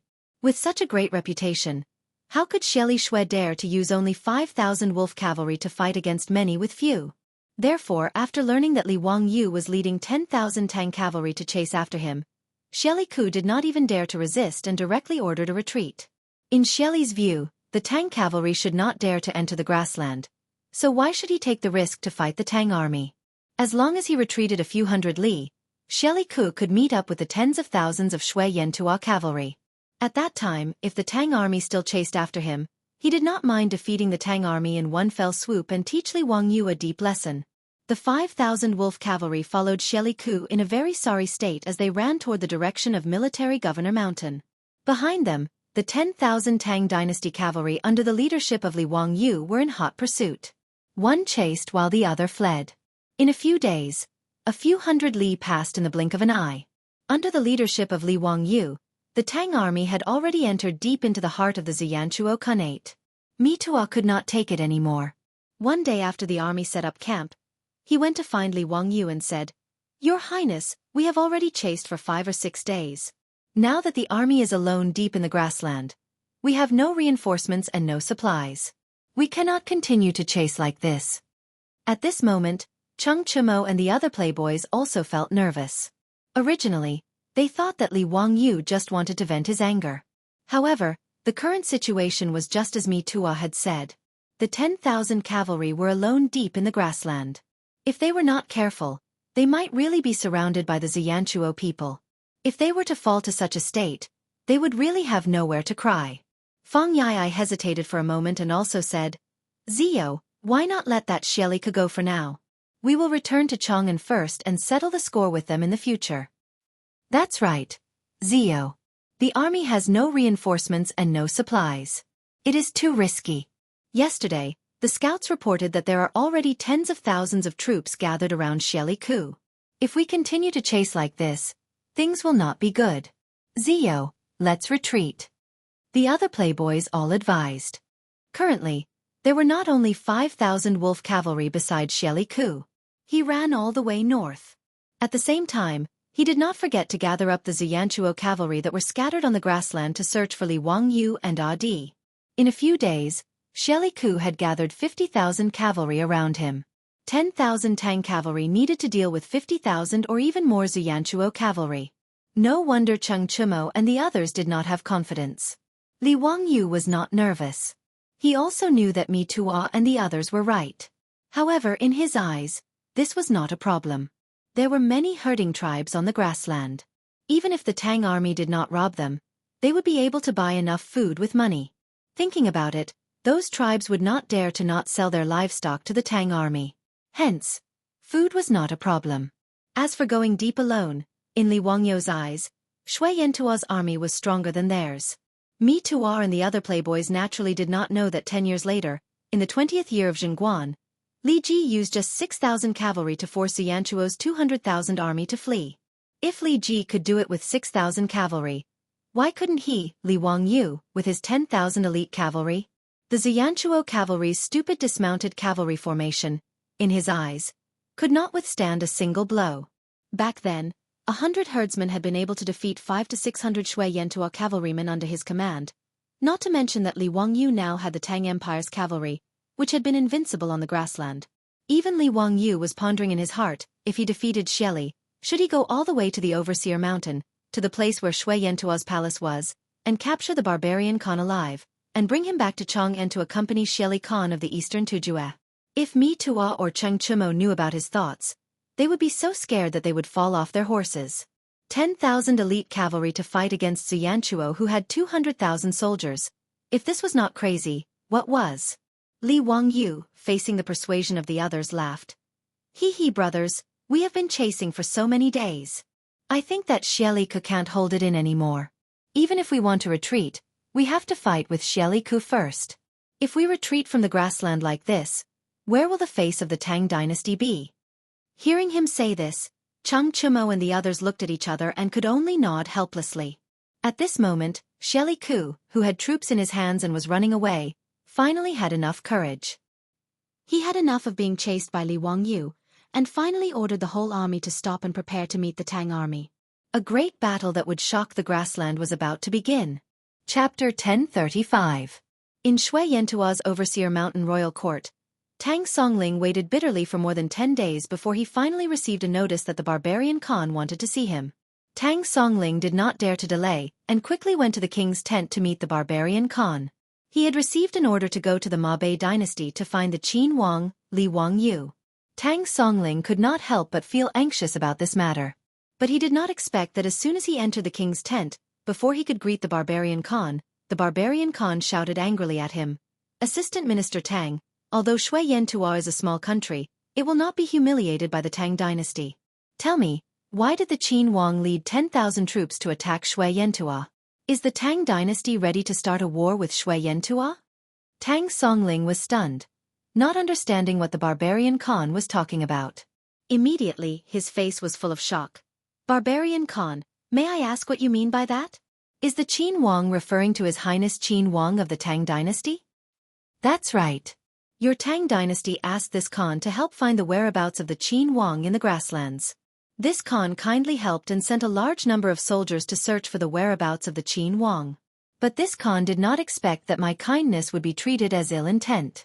A few days ago, your Qin Wang led 10,000 cavalry to invade Shui Yentua. Assistant Minister Tang, if you don't give this Khan an explanation, don't blame this Khan for turning hostile. The barbarian Khan was actually cursing in his heart. He did not expect that his son Xieli led 5,000 wolf cavalry to chase Li Wangyu. Not only did they not succeed, but they also allowed Li Wangyu to gather 10,000 Tang cavalry and kill their way into the grasslands. When Xieli Luo fled, naturally he sent someone to deliver a message to Overseer Mountain at top speed. When the barbarian Khan heard about this, he was also shocked. Chasing Li Wangyu was not only failed, but also exposed. This was no small matter. The barbarian Khan did not care about the 10,000 Tang cavalry led by Li Wangyu. What he was afraid of was that after Pai Lupi found out about this, he would use this as an excuse to raise his troops to attack Shui Yentua.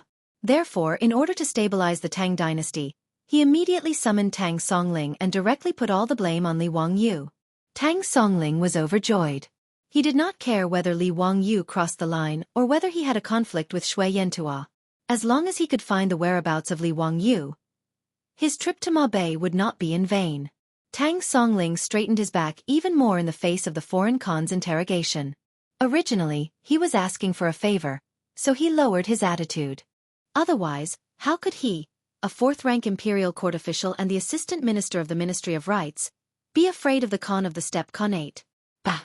Not to mention that Shui Yentua had only been established for a few years, the Tang dynasty did not even take it seriously. So what if it was the Eastern Turks? When Xieli Khan was offered as a captive in the Imperial Ancestral Temple, countless people came to watch. Although Pai Lupi appointed him as the right general and gave him good land and beautiful houses, in Chang'an, including the people, who would take him as a proper right general? Although the barbarian Khan was given the title of real Zurija Khan by Pai Lupi, in the eyes of the Tang dynasty, he was just a barbarian. Tang Songling chuckled and replied with an indifferent tone, Khan of the barbarian tribe, you can't say that. Who in the world doesn't know that His Highness King of Qin is the personal disciple of Daozu in the mortal world? He has his reasons for doing things. As for His Highness King of Qin leading the troops into Shui Yentua, I think he has his reasons. What do you mean? Assistant Minister Tang, does the Tang dynasty really want to be enemies with Shui Yentua? Hearing this, the barbarian Khan was furious and the golden cup in his hand fell to the ground with a loud clang. In the tent, a few of Shui Yentua's guards pulled out their steel sabers and glared at Tang Songling fiercely. Tang Songling did not even bat an eyelid, ignoring Shui Yentua's threat. Ever since they defeated the Eastern Turks, the Tang people were the proudest people in the world. Tang Songling treated a mere Shui Yentua as nothing. As long as this barbarian Khan was not crazy, Tang Songling did not believe that he would dare to touch him. As an envoy of the Tang dynasty, he still had this bit of pride and confidence. Barbarian Khan, don't forget that you are the real Zurija Khan appointed by His Majesty. Could it be that you've forgotten your identity? As an official of His Majesty, how dare you say such disgraceful words? Tang Songling's words were not wrong. Although the barbarian Khan established the Shui Yentua Khanate, he was appointed by Pai Lupi. Thus, Shui Yentua was a vassal state of the Tang dynasty, and the barbarian Khan was an official of Pai Lupi.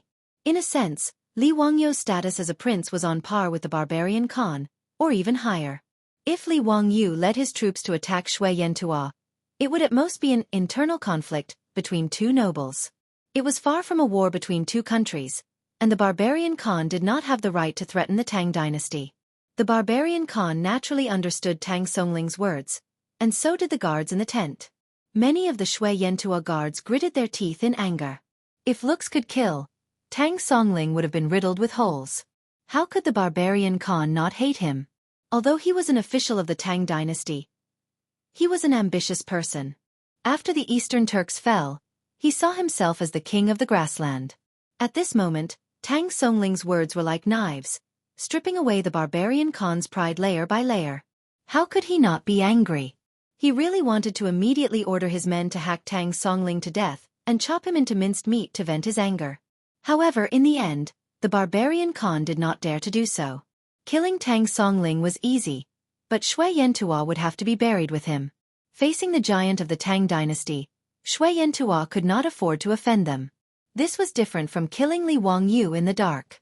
Even if Pai Lupi questioned him afterwards, he could push the blame to Li Wangyu for assassinating his son. However, killing an official of the Tang dynasty meant that he would not rest until one of them was dead. The barbarian Khan's eyes were bloodshot.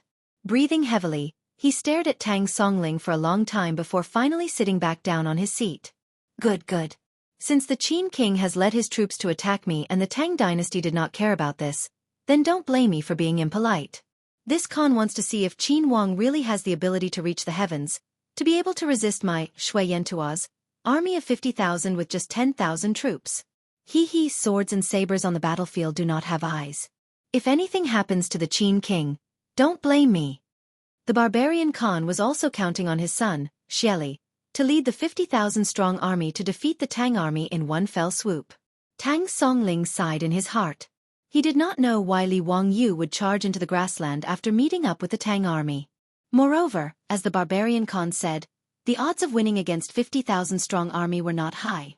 However, Tang Songling had confidence in the steel cavalry of the Tang dynasty. In his opinion, even if Li Wangyu could not defeat Shui Yantua's 50,000-strong army, it should not be a problem for him to retreat safely. Therefore, he was not worried about Li Wangyu's safety. As for how to solve these problems, he would let the big shots in the imperial court have a headache. Therefore, Tang Songling did not take the barbarian Khan's threat to heart. The two of them did not see eye to eye. Tang Songling casually greeted the barbarian Khan and left the tent. However, he was not in a hurry to return to Chang'an. Instead, he stayed at Overseer Mountain, planning to see the result of the battle between the Tang army and Shui Yantua before making any plans. While the barbarian Khan and Tang Songling were confronting each other, on the grassland hundreds of miles away from Overseer Mountain, the Tang army and Shui Yantua's army were also several miles apart. They had set up camp and were confronting each other. In the Tang army's tent, Li Wangyu was very excited and was fiddling with a steel crossbow in his hand. Chapter 1036. The steel crossbow in Li Wangyu's hands was not unfamiliar to him at all. Other than the lack of a scope, it was basically a replica of the composite steel crossbow that he had Yen Liban make for him when he made a bet with those rich kids. Li Wangyu did not expect that in the past year, Pai Lupi would actually order the construction supervisor to make this composite steel crossbow, and personally name it the Sky-Raising Crossbow. It was also thanks to Li Wangyu's hydraulic press. Otherwise the Tang dynasty would not have been able to make so much steel to make this composite steel crossbow. In history, the Tang dynasty did not pay much attention to crossbows. In the art of war of the Tang dynasty's Duke Wei, the ratio of crossbowmen was the lowest, only about 14%. In each army, the ratio of crossbowmen was even lower, usually only 10%. Other than Zhonghui crossbowmen, the status of crossbowmen in the Tang dynasty was far lower than archers. The reason was naturally because crossbows had a short shooting range, slow reloading speed, and were good at defense and not good at offense. The generals of the Great Tang didn't have much hope in using a weapon like the crossbow to restrain the charging cavalry from afar. In the Tang army, the Mo sword and cavalry were the most important soldiers. However, Li Wangyu's composite steel crossbow not only had a long shooting range, but it also had a booster, which was not only fast but also labor-saving. Pai Lupi, as the emperor of the horse and the big shot who took down half of the Tang dynasty, how could he not see the use of this steel crossbow? Therefore, even though it was very expensive to make a composite steel crossbow, He gritted his teeth and ordered the construction supervisor to make it in large quantities and start to equip it to the army. Today, of the 10,000 Tang cavalry led by Li Wangyu, 2,000 crossbowmen were equipped with the sky-raising crossbow. In fact, it was not correct to call these 10,000 Tang cavalry. Although they were all marching on horseback, only 2,000 of them were true cavalry. The remaining 8,000 should be called mounted infantry. Different from Shui Yantua's dismounted infantry formation, the mounted infantry of the Tang army were all professional infantry. Horses were just a means of transportation for them. When they fought, they would dismount from their horses and fight on foot. According to Li Weigong's Art of War, 70% of the Tang army's field forces were soldiers, while the rest were medical, logistical, and auxiliary personnel. In other words, Li Wangyu's army of 10,000 had 7,000 combat soldiers. Among them, there were 2,000 cavalrymen, 2,000 archers, and 2,000 jumpers, who were also sword and shield wielders. As well as the Tang army's most elite sharp blade soldiers, 1,000 Mo blade soldiers. Originally, according to Li Wangyu's previous thoughts, the battle with Xie Li Fu was very simple. He only needed to copy Li Ji's tactics. Using 5,000 infantrymen to deal with Shui Yantua's dismounted cavalry formation. Then 2,000 cavalrymen would circle around the rear and launch a surprise attack on Shui Yantua's cavalry. As long as Shui Yantua's horse was killed, it was equivalent to cutting off the foot of 50,000 soldiers. By then, Shui Yantua's dismounted cavalry would become meat on the chopping board, and the Tang army could do whatever they wanted with them. But Li Wangyu pondered for a while, and then shook his head and rejected this tactic. It was not that it was not suitable, but he did not plan to expose this tactic so early. Shui Yantua's dismounted cavalry formation, to put it bluntly, was not worth mentioning, and was rather idiotic. But Li Wangyu's ambition was very big. He really had the idea of fighting all the way to Overseer Mountain and capturing the barbarian Khan alive. In this way, if he used this tactic to defeat Xie Li Fu, it would not be too appropriate. After all, Shui Yantua's people were not idiots. After he used this method to defeat Xie Li Fu, it would not be so easy to deal with Shui Yantua's remaining 150,000 soldiers. As long as Shui Yantua left behind enough cavalry to protect the horses of the rear army, then it would be impossible for him to rely on his 10,000 men to defeat Shui Yantua's 100,000 soldiers. Therefore, Li Wangyu needed to think of another method. He had to defeat Xie Li Fu's 50,000 soldiers, but he also could not expose the weakness of Shui Yantua's dismounted cavalry formation. To use 10,000 men to face Xie Li Fu's 50,000 soldiers head-on was indeed not easy. If it was not handled well, it would be self-defeating. But ever since Li Wangyu discovered that Pai Lupi had actually given the army a large number of composite steel crossbows, he had enough confidence. Just these 2,000 composite steel crossbows could shoot the enemy to the point that they could not fight back. Adding on the Mo saber wielders of the Tang dynasty, who were invincible in every battle, even if Xie Li Fu's forces were 5 times his, there was nothing to worry about. A normal crossbow's projectile range was no more than 200 steps, and its direct range was 70 to 80 steps. And the Tang army's current heaven-raising crossbow was equivalent to a 4-stone crossbow. Its projectile range was about 400 steps, and its direct range was also more than 200 steps. Li Wangyu was able to use this crossbow to kill a wild boar 300 meters away. Then, when dealing with Shui Yantua's soldiers, the effect would be the same.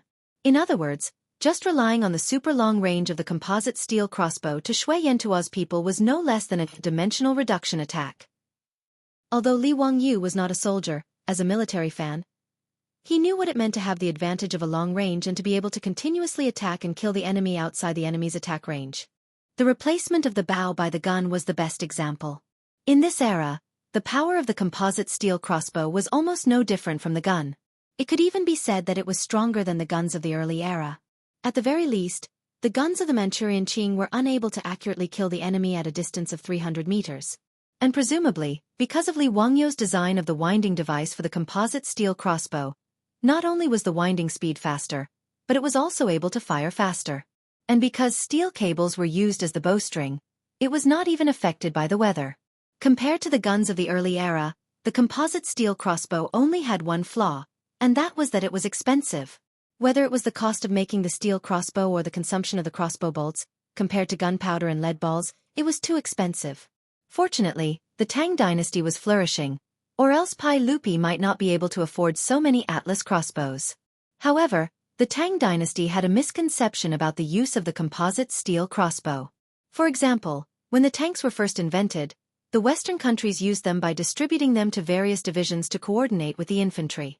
It was not until the Second World War that the tanks began to be used together and became the king of land battles.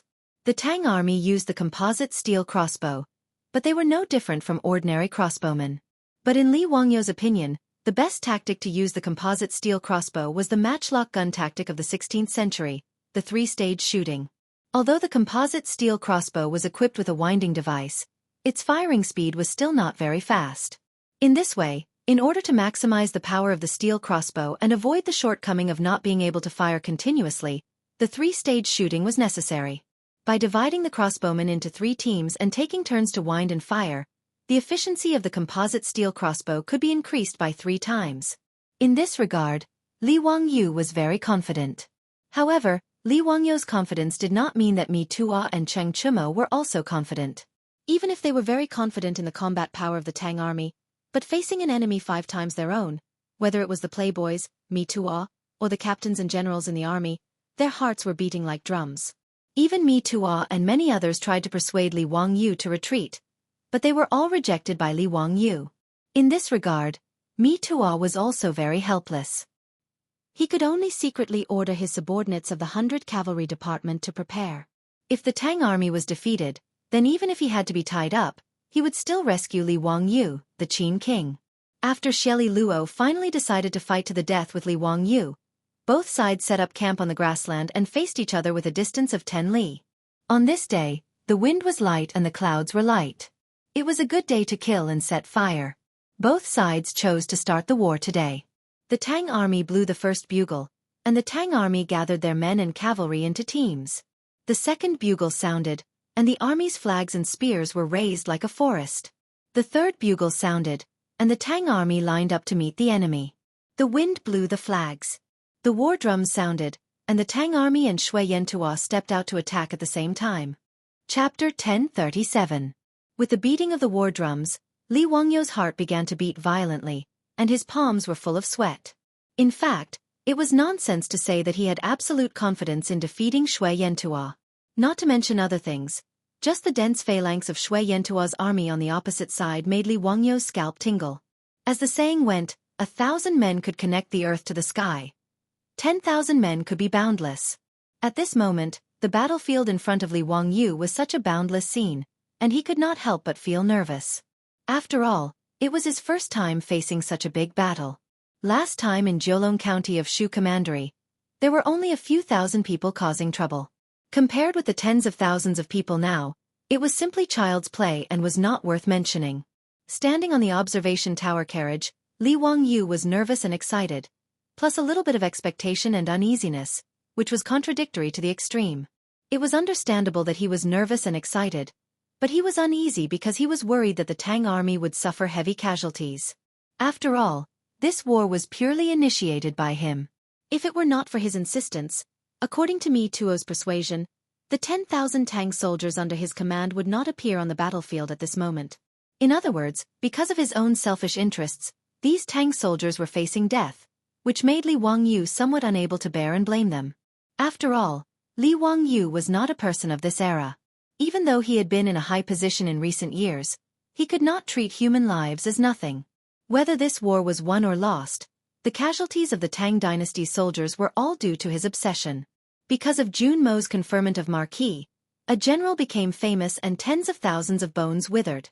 Sighing silently in his heart, Li Wangyou put away the messy thoughts in his mind and raised his eyes to continue to look at the battlefield. The most important thing now was to win this war. As for other things, they could be dealt with later. If there were casualties in the Tang army, Li Wangyou planned to take out copper coins from his residents to compensate their families, which could be regarded as his goodwill to buy peace of mind. After collecting his thoughts, Li Wangyou raised the binoculars in his hand and carefully observed the disposition of Shui Yantua's army on the opposite side with Cheng Chumo and the others. Currently, there were still several miles between the two sides. Both sides were slowly advancing amidst the sound of their war drums and horns. Fighting a war was naturally not like the TV dramas of later generations, where people would shout and charge forward with their heads lowered. Otherwise, if the soldiers were fully equipped with armor and sabers, By the time they had charged a few miles, they would have already collapsed from exhaustion. At that time, how could they fight a battle? Normally speaking, the two armies would advance until they were about 1 li apart, which was about 500 meters away from each other. They would enter the range of the other party's long-range weapons and stop in their tracks. After resting and reorganizing, the battle would officially begin. The 10,000 Tang army was split into the middle and two wings. In the middle of the army, there were 2,000 archers, 1,000 mo swordsmen, and 2,000 jumping soldiers. On the two wings, there were 1,000 cavalry. Of course, the 5,000 soldiers in the middle of the army were not squeezed together. Instead, they were arranged into multiple square formations. Actually, there was no need for Li Wangyu and the debauches to worry about these matters. Only the military officers in the army could handle these matters. The only arrangement that Li Wangyu made was that 2 days ago, he summoned the officer in charge of the 2,000 archers. He ordered him to follow his instructions and train those archers to practice the 3-section shooting method. As for Li Wangyu's orders, that Tang army officer did not understand. He even secretly felt that Li Wangyu was messing around. That officer was also an old soldier, so when had he ever seen someone use archers in such a manner? In the past, archers would gather their forces and shoot in a large area to injure the enemy. Archers would rarely shoot directly at the enemy. The main reason was because of the range. They could shoot up to 200 steps, and shoot straight up to 100 steps. On the other hand, Li Wangyu's instruction for the archers to practice was to divide all the archers into 3 teams. They had to load their crossbows and fire according to the order, and they had to shoot straight. This went against common sense. As for Li Wangyu's messing around, the officer cursed in his heart. However, there was nothing he could do. He could only follow Li Wangyu's orders and arrange for his soldiers to practice. However, just a day later, that officer was convinced. How could an old soldier like him not see the benefits of the 3-section shooting method? Facing the 50,000 Shui Yantua cavalry today, everyone was nervous. Only this officer in charge of the archers was filled with confidence. He rubbed his palms and was ready to start a massacre. The war drums continued to beat. The carriage that Li Wangyu and the other rich kids were in was pulled by horses and oxen. They followed the footsteps of the soldiers and slowly moved forward in the middle of the army. The distance between the two sides was getting closer and closer. Only when they were 500 steps away from Shui Yantua's army did Li Wangyu order the army to stop. Immediately, the various officers, captains, and colonels started to order the soldiers under them to get into formation. This caused the formation that was a little messy due to the march to be in order once again. At the front of the Tang army formation were the jumping soldiers who held swords and shields. The jumping soldiers were equipped with round shields and short swords. They wore light armor and were in charge of close combat to make up for the lack of agility of their comrades who used long weapons. The round shields in their hands were mainly used to defend against the arrow rain. Behind the jumping soldiers were the Mo swordsmen. The Mo swordsmen of the Tang dynasty could be said to be the strongest infantry in the cold weapon era. In history, during the Tianbao era, the Tang army used 20,000 men to fight against the 200,000 Arab army. Even when they were attacked by the rebel army, the Tang army still managed to wipe out 70,000 Arab army and had 10,000 people successfully retreat. Although the Tang army lost the battle in the end, it made the Arab army feel the terror of the Tang dynasty's Mo swordsmen. Like a wall, men and horses were crushed. This was how the Arabs were shocked by the Mo swordsmen. Behind the 1,000 Mo swordsmen were the 2,000 archers. They were the key to Li Wangyu winning this battle. As for the cavalry on the two wings, Li Wangyu did not give them any important tasks this time. They just needed to hold the line. When Shui Yantua's army collapsed, they would chase and clean up the mess. After all, with Shui Yantua's brainless tactics, Li Wangyu was not worried that his two wings would be attacked by cavalry. Just as he had expected, Shui Yantua's 50,000 cavalry did not ride horses. Like the Tang army, they lined up in a grandiose formation and pressed down like a dark cloud. The Tang army did not have many soldiers, so they naturally would not take the initiative to attack. Shelley was also clear on this point. He did not expect the Tang army to be so brainless as to take the initiative to attack. After stabilizing their footing, Shui Yantua's army made some adjustments. Shelley waved his hand, and the bugle horns sounded. The 20,000 troops at the front began to march in an orderly manner, pressing down on the Tang army. The 20,000 soldiers moved in unison and gave off a shocking aura. Even from the watchtower at the back, Li Wangyu could feel the ground trembling. At this moment, 80 was following behind Li Wangyu. He was just a herdsman of a small tribe and had never seen such a scene. He could not help but clench his fists nervously as he stared at Shui Yantua's army. With the battle about to break out, Li Wangyu was not nervous. He turned his head and smiled at 80. "Dalang, let's see how I take revenge for the Hu Root tribe. Believe me, the blood of the Hu Root tribe will not be shed in vain." 80 nodded his head and squinted his eyes as he looked at the rear of Shui Yantua's army. That was where Xieli was. The 20,000 Shui Yantua's vanguard continued to move forward. The distance between the two sides shortened bit by bit. 500 steps. 400 steps. Chapter 1038. At this moment, they had already entered the shooting range of the Tang archers. After changing to the mighty sky crossbow, the shooting range was 400 steps away. The lieutenant commanding the archers could not help but turn to look at the observation tower, but he saw that Li Wangyu did not say anything at all. He just looked at the approaching Shui Yantua's army expressionlessly. 300 steps. 200 steps. The archers of Shui Yantua's vanguard were the first to attack. They raised the bows in their hands and began to shoot arrows at the Tang army. The Tang army's jumping soldiers immediately raised the round shields in their hands to block the arrow rain. Shui Yantua's vanguard had a total of 20,000 people. Among them, there were more than 5,000 archers. For a moment, the black mass of arrows poured down like raindrops. It was a terrifying sight. 200 steps or 300 meters was actually the maximum shooting distance of a bow and arrow. Although the arrow rain of Shui Yantua's vanguard was very dense, the damage to the Tang army was pitifully small. Not to mention that the round shields in the hands of the jumping soldiers could block the arrows. Even if the Mo swordsmen did not have shields, the Mo swordsmen of the Tang dynasty were all wearing thick and heavy Mingguang armor with amazing defensive power. These arrows that were shot from the maximum shooting range did not have much kinetic energy. How could they penetrate their armor? However, when the arrows fell from the sky and hit the armor, the tinkling sounds were terrifying. But the Tang army could be said to be experienced in battle. Even in such a passive situation, the army did not have the slightest commotion. Except for the occasional unlucky person who was hit by the falling arrows and whose body was not protected by the shield and armor, the Tang army was like a reef in a torrent, motionless. Cheng Chumo and the others were anxious. "Zio, why don't you fight back? The shooting range of the mighty sky crossbow is much higher than the arrows of Shui Yantua's men. Why are you taking the hit so passively?" Li Wangyu laughed. "Brother Chumo, don't worry. Let them come closer so that it will not be too tiring to chase them later." Chasing is too tiring. Cheng Chumo, Fang Yai, and the others looked at each other and did not know what to say. Everyone was worried. Even Mi Tua had secretly gestured to his subordinates to protect Li Wangyu. If something went wrong, they should pull him away immediately. In the end, he was thinking about how to chase after the enemy. Wasn't he looking down on his opponent too much? They were facing 50,000 Shui Yantua's army, not 50,000 pigs. Although Cheng Chumo and the other debauches had never been on the battlefield before, they were still considered to be the sons of a military family. They were very clear about the battlefield. Just as they were about to speak again, they saw Li Wangyu suddenly wave his hand and the messenger beside him immediately blew the bugle horn in his hand. With the sound of the bugle horn, the leapers and Mo swordsmen who were originally at the vanguard of the Tang army suddenly moved. They all squatted down at the sound of the bugle horn, revealing the 2,000 archers behind them.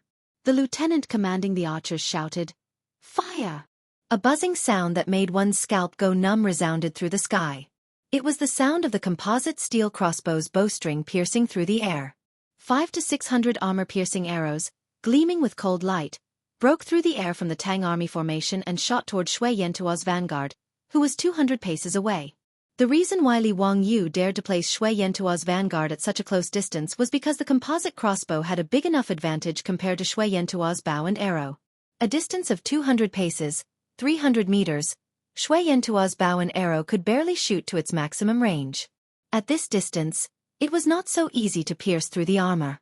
But at the same distance, the composite steel crossbow in the hands of the Tang army could shoot straight and had enough power to pierce through the armor on Shui Yantua's men. The bowstring rang. The arrow was released.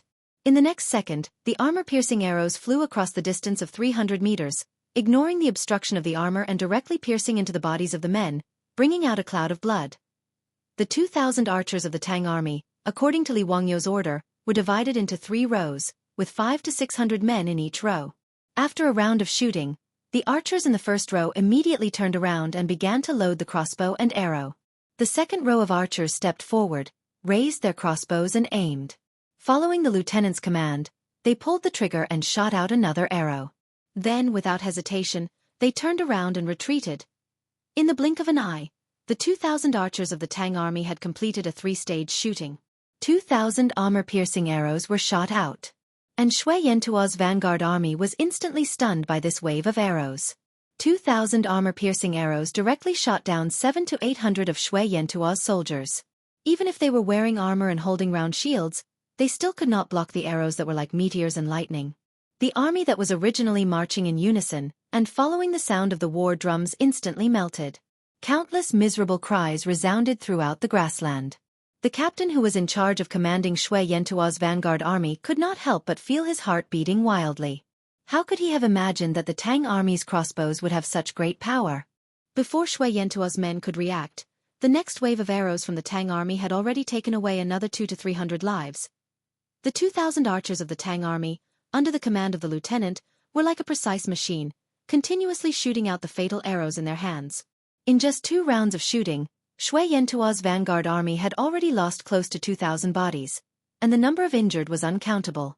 In just a moment, Shui Yantuo's 20,000 vanguard army was on the verge of collapsing. Many people in the future thought that wars in the era of cold weapons had heavy casualties, but in reality, this was not the case. In the era of cold weapons, an army that could withstand 30% of the casualties was already considered an iron army that could shake the world. Normally speaking, 5% of the casualties was enough to cause an army to collapse. After all, in the era of cold weapons, it was not an easy thing to use a knife to kill people. The best way to show the advancement of human technology was to increase the efficiency of killing people with weapons. It was also because of this that the 2 world wars brought about tens of millions of casualties, causing the world to tremble. The composite crossbow that Li Wangyu made, compared to the other crossbows of this era, was an out-and-out killing weapon. A crossbow that was equivalent to 4 stones was originally a large ballista that was difficult to move and used to defend cities. How could Shui Yantuo's men know that 2,000 archers were equivalent to 2,000 large ballistas? Compared to the slow speed of the ballista, the firing speed of 2,000 archers could not be compared. In this way, it was not surprising that Shui Yantuo's vanguard army was stunned. Looking at the wailing and screaming soldiers of Shui Yantuo's army being shot to death, Cheng Chimo, Mi Tuo, and the others in the watchtower carriage were so shocked that their jaws were about to dislocate. Everyone's mouth was wide open as they looked at this cruel and bloody but extremely efficient killing. Damn it, even killing pigs would not be so fast, right? This was the only thought in Cheng Chimo's mind at this moment. Shui Yantuo's vanguard army did not even have time to charge and break through the enemy lines before they were defeated. When the Tang army's 3-stage shooting method began for the 3rd round, some of Shui Yantuo's vanguard army began to turn around and run uncontrollably. These fleeing soldiers were like an avalanche, causing the originally orderly army formation to collapse in an instant. All of Shui Yantuo's men turned around and ran in terror. Squeezing, trampling, fleeing for their lives. The 20,000 vanguard army was defeated in one blow. These 2 days, my waist has been acting up, and I can't sit still. It's really uncomfortable and I don't want to write, so I stopped updating yesterday. Today, Shuchi popped up to recommend a small outburst. There should be another update later tonight. Chapter 1039. From the moment both sides entered the battlefield to the moment Shui Yantuo's men launched their attack to the moment they collapsed, it was only the time for an incense stick to burn. Such a fast battle process, not to mention Mi Tuo and the group of debauches. Even Xieli Xiu's jaw was about to be dislocated. He never thought that his 20,000 vanguard troops would be shot into hedgehogs by the Tang army in just one exchange. He also never thought that the 20,000 troops would collapse so quickly. What was worse was that when the 20,000 soldiers who were scared out of their wits threw away their armor and ran for their lives, Xieli Xiu's 30,000 troops were the first to bear the brunt of the attack. Even though Xieli Xiu shouted himself hoarse and ordered his subordinates to stop the defeated vanguard troops, how could these soldiers who were scared out of their wits care about orders or not? All of them ran for their lives without thinking. The so-called defeat of an army like a landslide was the scene in front of Xieli Xiu's eyes. In fact, Even Li Wangyu himself did not think that victory would come so quickly. Even if he was sure that the three-stage shooting method of the composite steel crossbow could defeat the enemy, he did not expect that with just 3 rounds of shooting, it would defeat the 20,000 vanguard troops and cause the enemy to collapse. Li Wangyu, Cheng Chumo and the others looked at each other. Their eyes could not hide the excitement. Without any hesitation, he immediately ordered the whole army to attack. The cavalry on the 2 wings drove away the defeated troops. The 7,000 infantrymen pressed on and continued to expand the battle results. The Tang army's jumping soldiers and Modeo soldiers also did not think that before they even had the chance to attack, the enemy would be defeated. After hearing the battle drums, how could these jumping soldiers and Modeo soldiers let the archers have the advantage? All of them roared and rushed out, starting to chase the crazily fleeing enemies. And the arrows in the hands of the 2,000 archers did not stop for even a moment. They just changed from straight shooting to projectile shooting. The range of 400 steps, the distance of 600 meters, completely became the path of death for Shui Yantua's army. No matter how fast Shui Yantua's men ran, they could not outrun the speed of the crossbows. The world record of the future Olympic Games was 9:58 seconds for the 100 meters race. Even Usain Bolt, the Jamaican sprinter, would need more than 30 seconds to run 300 meters. However, these tens of thousands of people turned around and fled. They were wearing heavy armor. No matter how fast they ran, how fast could they be? By the time Shui Yantua and his men ran out of the shooting range of the Tang dynasty's crossbows, the archers of the Tang army had already fired at least 5 or 6 times, throwing out nearly 10,000 arrows. Even if the projectile shots didn't have any accuracy to speak of, such a concentrated barrage of shots still caused Shui Yantua's vanguard to leave behind close to 1,000 corpses. People kept falling to the ground after being hit by arrows, wailing in pain. As for those who were trampled and crushed to death by their companions, there were countless of them. Therefore, Shui Yantua's vanguard army fled even faster. It wasn't until the swing soldiers and Mo swordsmen rushed into the crossbowmen's range that the lieutenant commanding the crossbowmen cursed and ordered his subordinates to cease fire. He put down the crossbows in his hands and quickly ran forward, preparing to support the swing soldiers and Mo swordsmen. However, it was clear that the current situation on the battlefield did not allow the crossbowmen to show their power again. Even the leapers and Mo sabers of the Tang army could not get any results. Shui Yantua's 50,000 troops were defeated. Shui Yantua's men hated the fact that they were born with 2 more legs when the 2,000 cavalrymen from the 2 flanks pressed forward. Although the 30,000 middle army led by Xylixer was not attacked by the Tang army at all, under the influence of the defeated vanguard, he did not even have the chance to reorganize the attack before he was defeated. Seeing that the situation on the battlefield was worsening, Sheliku's guards did not dare to be negligent. They hurriedly carried Sheliku and began to retreat. With this push, the morale of Shui Yantua's army became even more dispirited. They didn't even have the thought of resisting. More than 40,000 soldiers spread their legs and ran madly towards the rear camp. No matter what, their war horses were in the camp. As long as they could snatch the horses, they would be able to escape. Tens of thousands of soldiers rushed back to the campsite, crying and yelling, and began to fight for the horses. Many of Shui Yantua's cavalrymen even pulled out their sabers and slashed at their comrades in order to snatch a horse, just to be one step ahead of the Tang army's pursuit. Shui Yantua's army was in complete chaos. A quarter of an hour ago, Sheliku, who was still complacent and felt that he could annihilate the Tang army with 50,000 soldiers, could not even cry at this moment. He rode on the back of the horse in a daze. He turned his head to look at the smoke rising from Shui Yantua's camp. His heart was filled with mixed feelings. Other than the 5,000 wolf cavalrymen who had been guarding beside Sheliku, he had lost 1/4 of Shui Yantua's forces in this battle. The more Sheliku thought about it, the more sullen he felt. Under the stimulation of his blood, his vision turned black and he fainted.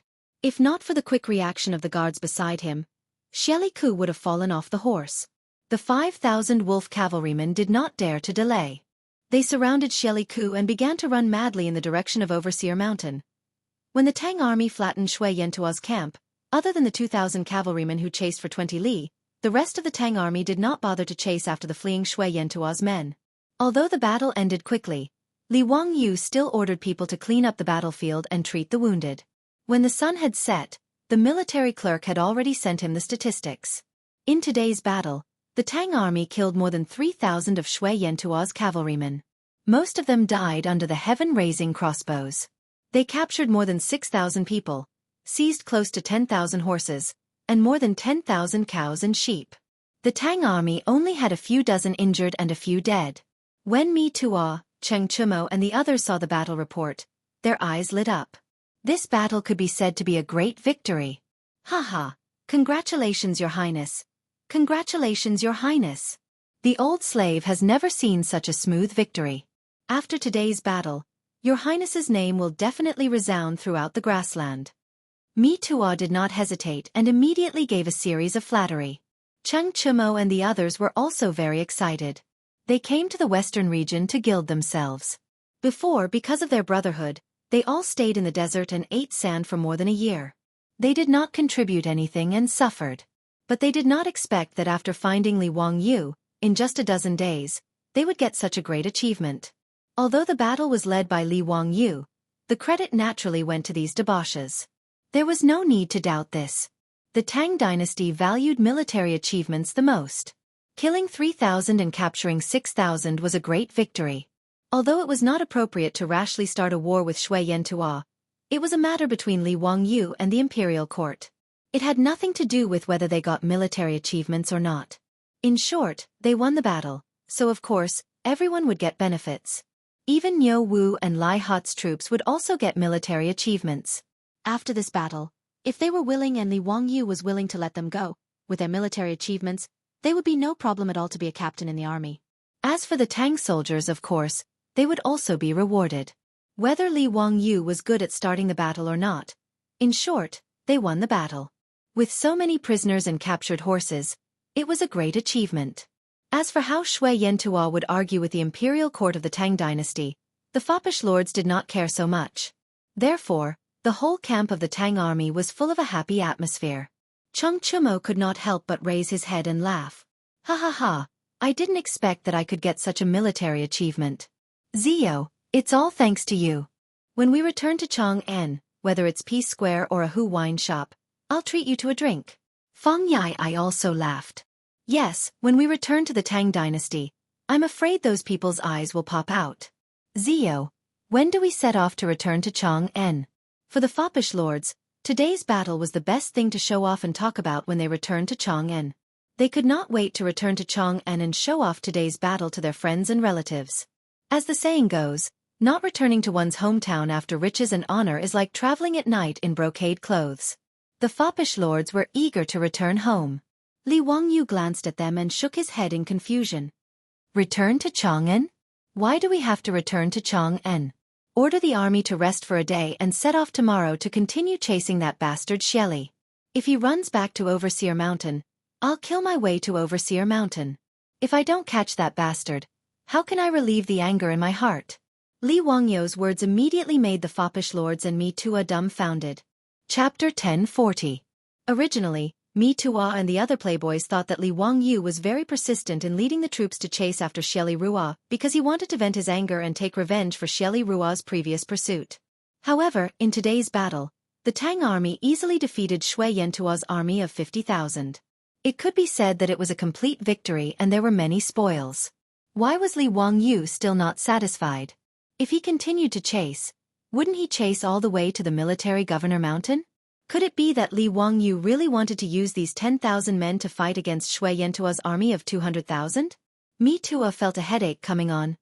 Your Highness, why don't we retreat and rest for a while before making any plans? Moreover, there are so many spoils that need to be dealt with. We can't possibly bring these spoils to chase after Shui Yantua's men, right? Mi Tuo hesitated but could only continue to persuade Li Wangyu to retreat. The playboys quickly nodded in agreement. That's right, Zio. There are thousands of prisoners and so many horses, cows, and sheep. We can't not deal with them properly. Whether it was the 6,000 prisoners of war or the captured cows, sheep, and horses, they were all money. According to the tradition of the Tang dynasty, whether it was prisoners of war or spoils of war, they were all displayed outside the south gate of the imperial ancestral temple. After the emperor worshipped the ancestors, these spoils of war would be distributed by the imperial court. There was a record in the ceremony of the Tang dynasty. On the day of the triumphant return, the prisoners of war were outside the south gate, north to the west.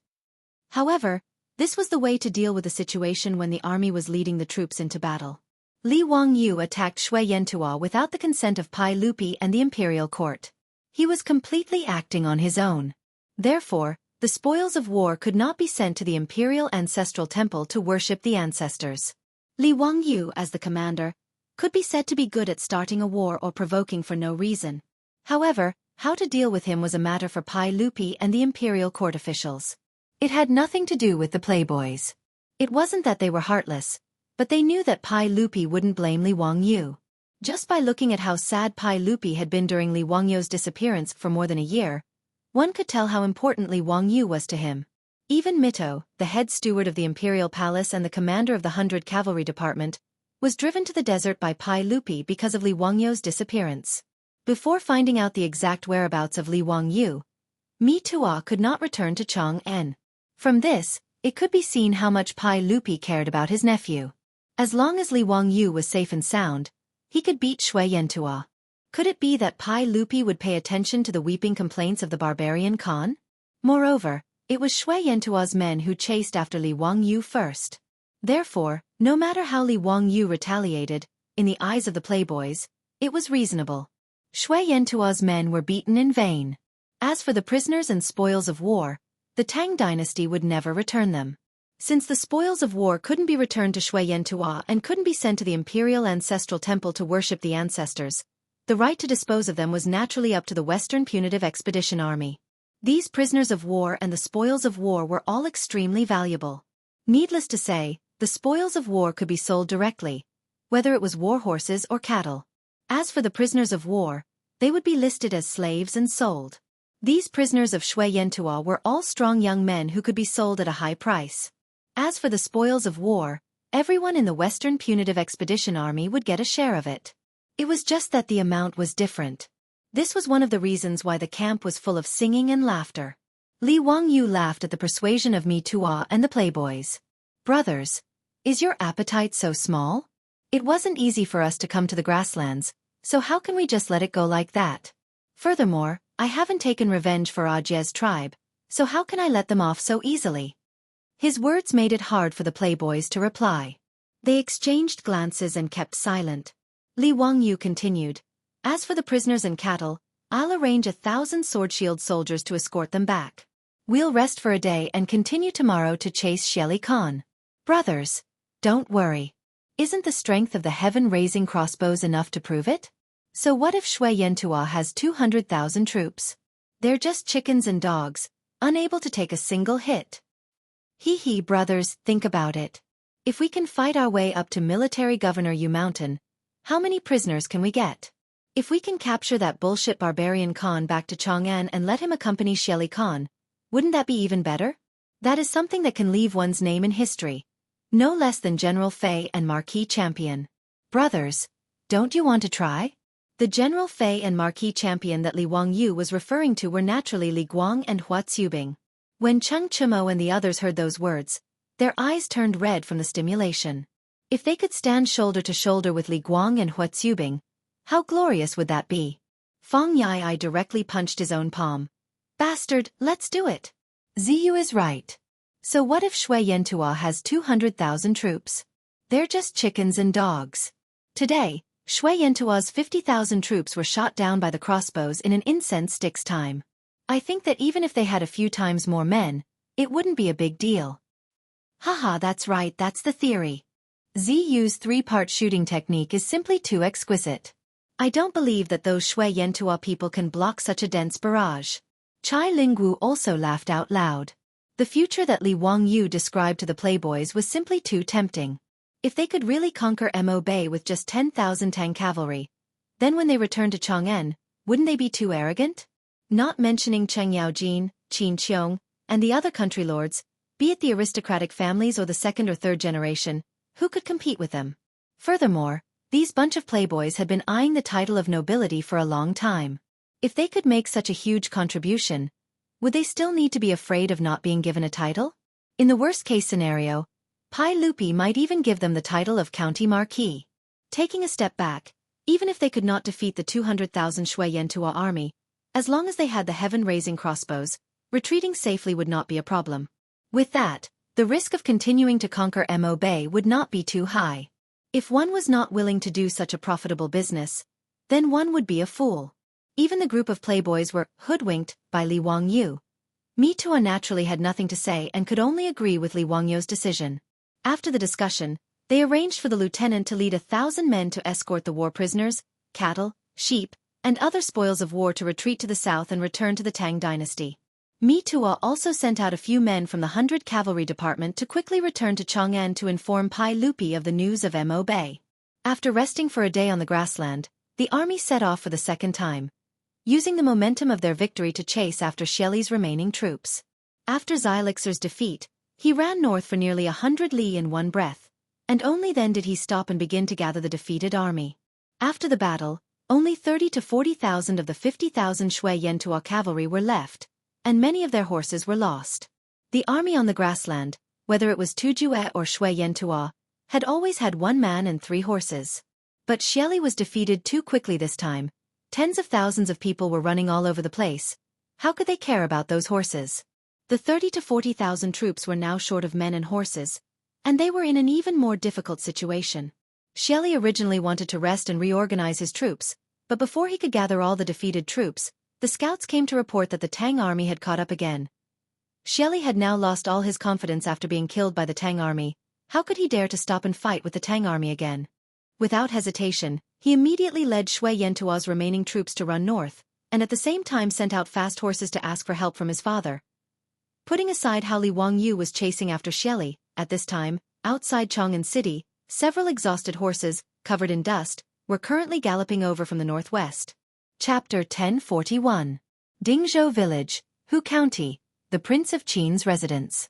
Qin Wangfei Su Chongqing sat behind a wide desk made of Phoebe Jinan wood, listening to the reports of a group of female soldiers across from her.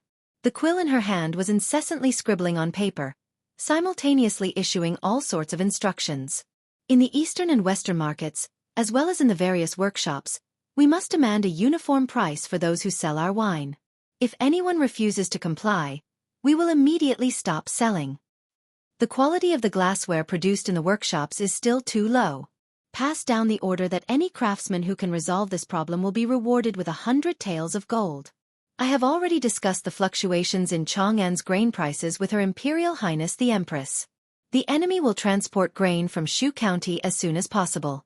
No matter what, Chang'an's grain prices must be stabilized. The lingerie workshop also needs to recruit another batch of seamstresses. Were it not for the Confucian robe Su Chongqing was currently wearing, coupled with her towering hairstyle, she would have looked remarkably like a domineering female CEO in the modern world. After taking care of all matters, Su Chongqing dismissed the female soldiers. Only then did she slightly knit her brows, reaching out to rub her temples. The door to the room was once again pushed open. Princess Changle, Aphrodite, and Perrin walked in, carrying Su Chongqing's 2 children. Upon seeing her children, Su Chongqing immediately revealed a smile. Reaching out to receive the 2 little fellows, she began to play with them. Perrin and Aphrodite obediently walked behind Su Chongqing, massaging her shoulders. Elder sister, don't overwork yourself. If Lang Jun returns safely